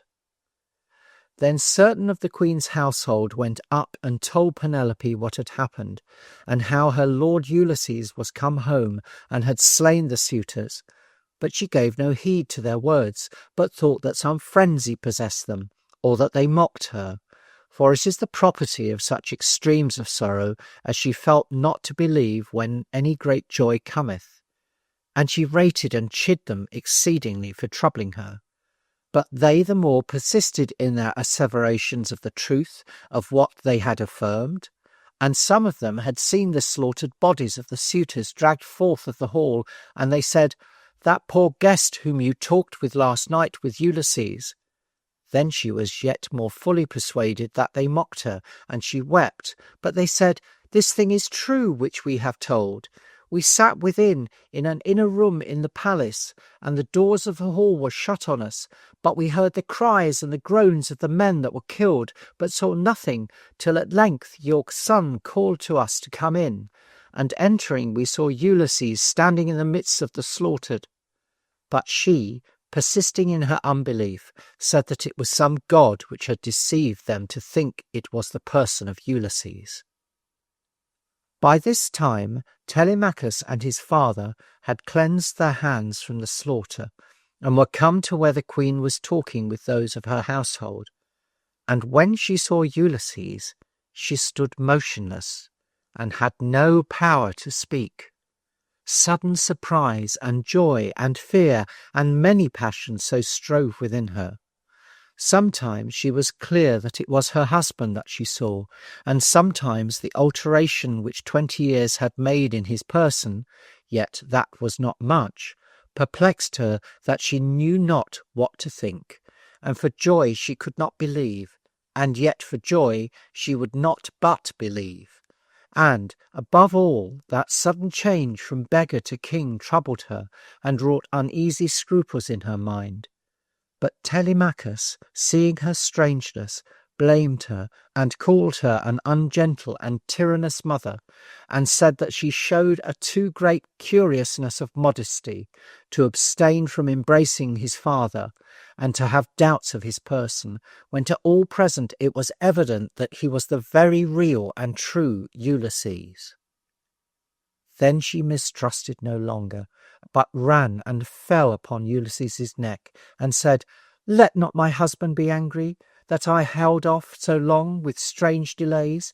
It is the gods, who, severing us for so long time, have caused this unseemly distance in me. If Menelaus's wife had used half my caution, she would never have taken so freely to a stranger's bed, and she might have spared us all these plagues which have come upon us through her shameless deed." These words which Penelope excused herself wrought more affection in Ulysses than if upon a first sight she had given up herself implicitly to his embraces. And he wept for joy to possess a wife so discreet, so answering to his own staid mind, that had a depth of wit proportioned to his own, and one that held chaste virtue at so high a price. And he thought the possessions of such a one cheaply purchased with the loss of all Circe's delights and Calypso's immortality of joys. And his long labours and his severe sufferings past seemed as nothing. Now they were crowned with the enjoyment of his virtuous and true wife Penelope. And as sad men at sea, whose ship has gone to pieces nigh shore, swimming for their lives, all drenched in foam and brine, crawl up to some poor patch of land, which they take possession of with as great a joy as if they had the world given them in fee, with such delight did this chaste wife cling to her lord restored, till the dark night fast coming on reminded of that more intimate and happy union, when in her long widowed bed she would once again clasp a living Ulysses. So from that time the land had rest from the suitors, and the happy Ithacans, with songs and solemn sacrifices of praise to the gods, celebrated the return of Ulysses. For he that had been so long absent was returned to wreak the evil upon the heads of the doers. In the place where they had done the evil, there wreaked he his vengeance upon them. End of The Adventures of Ulysses by Charles Lamb.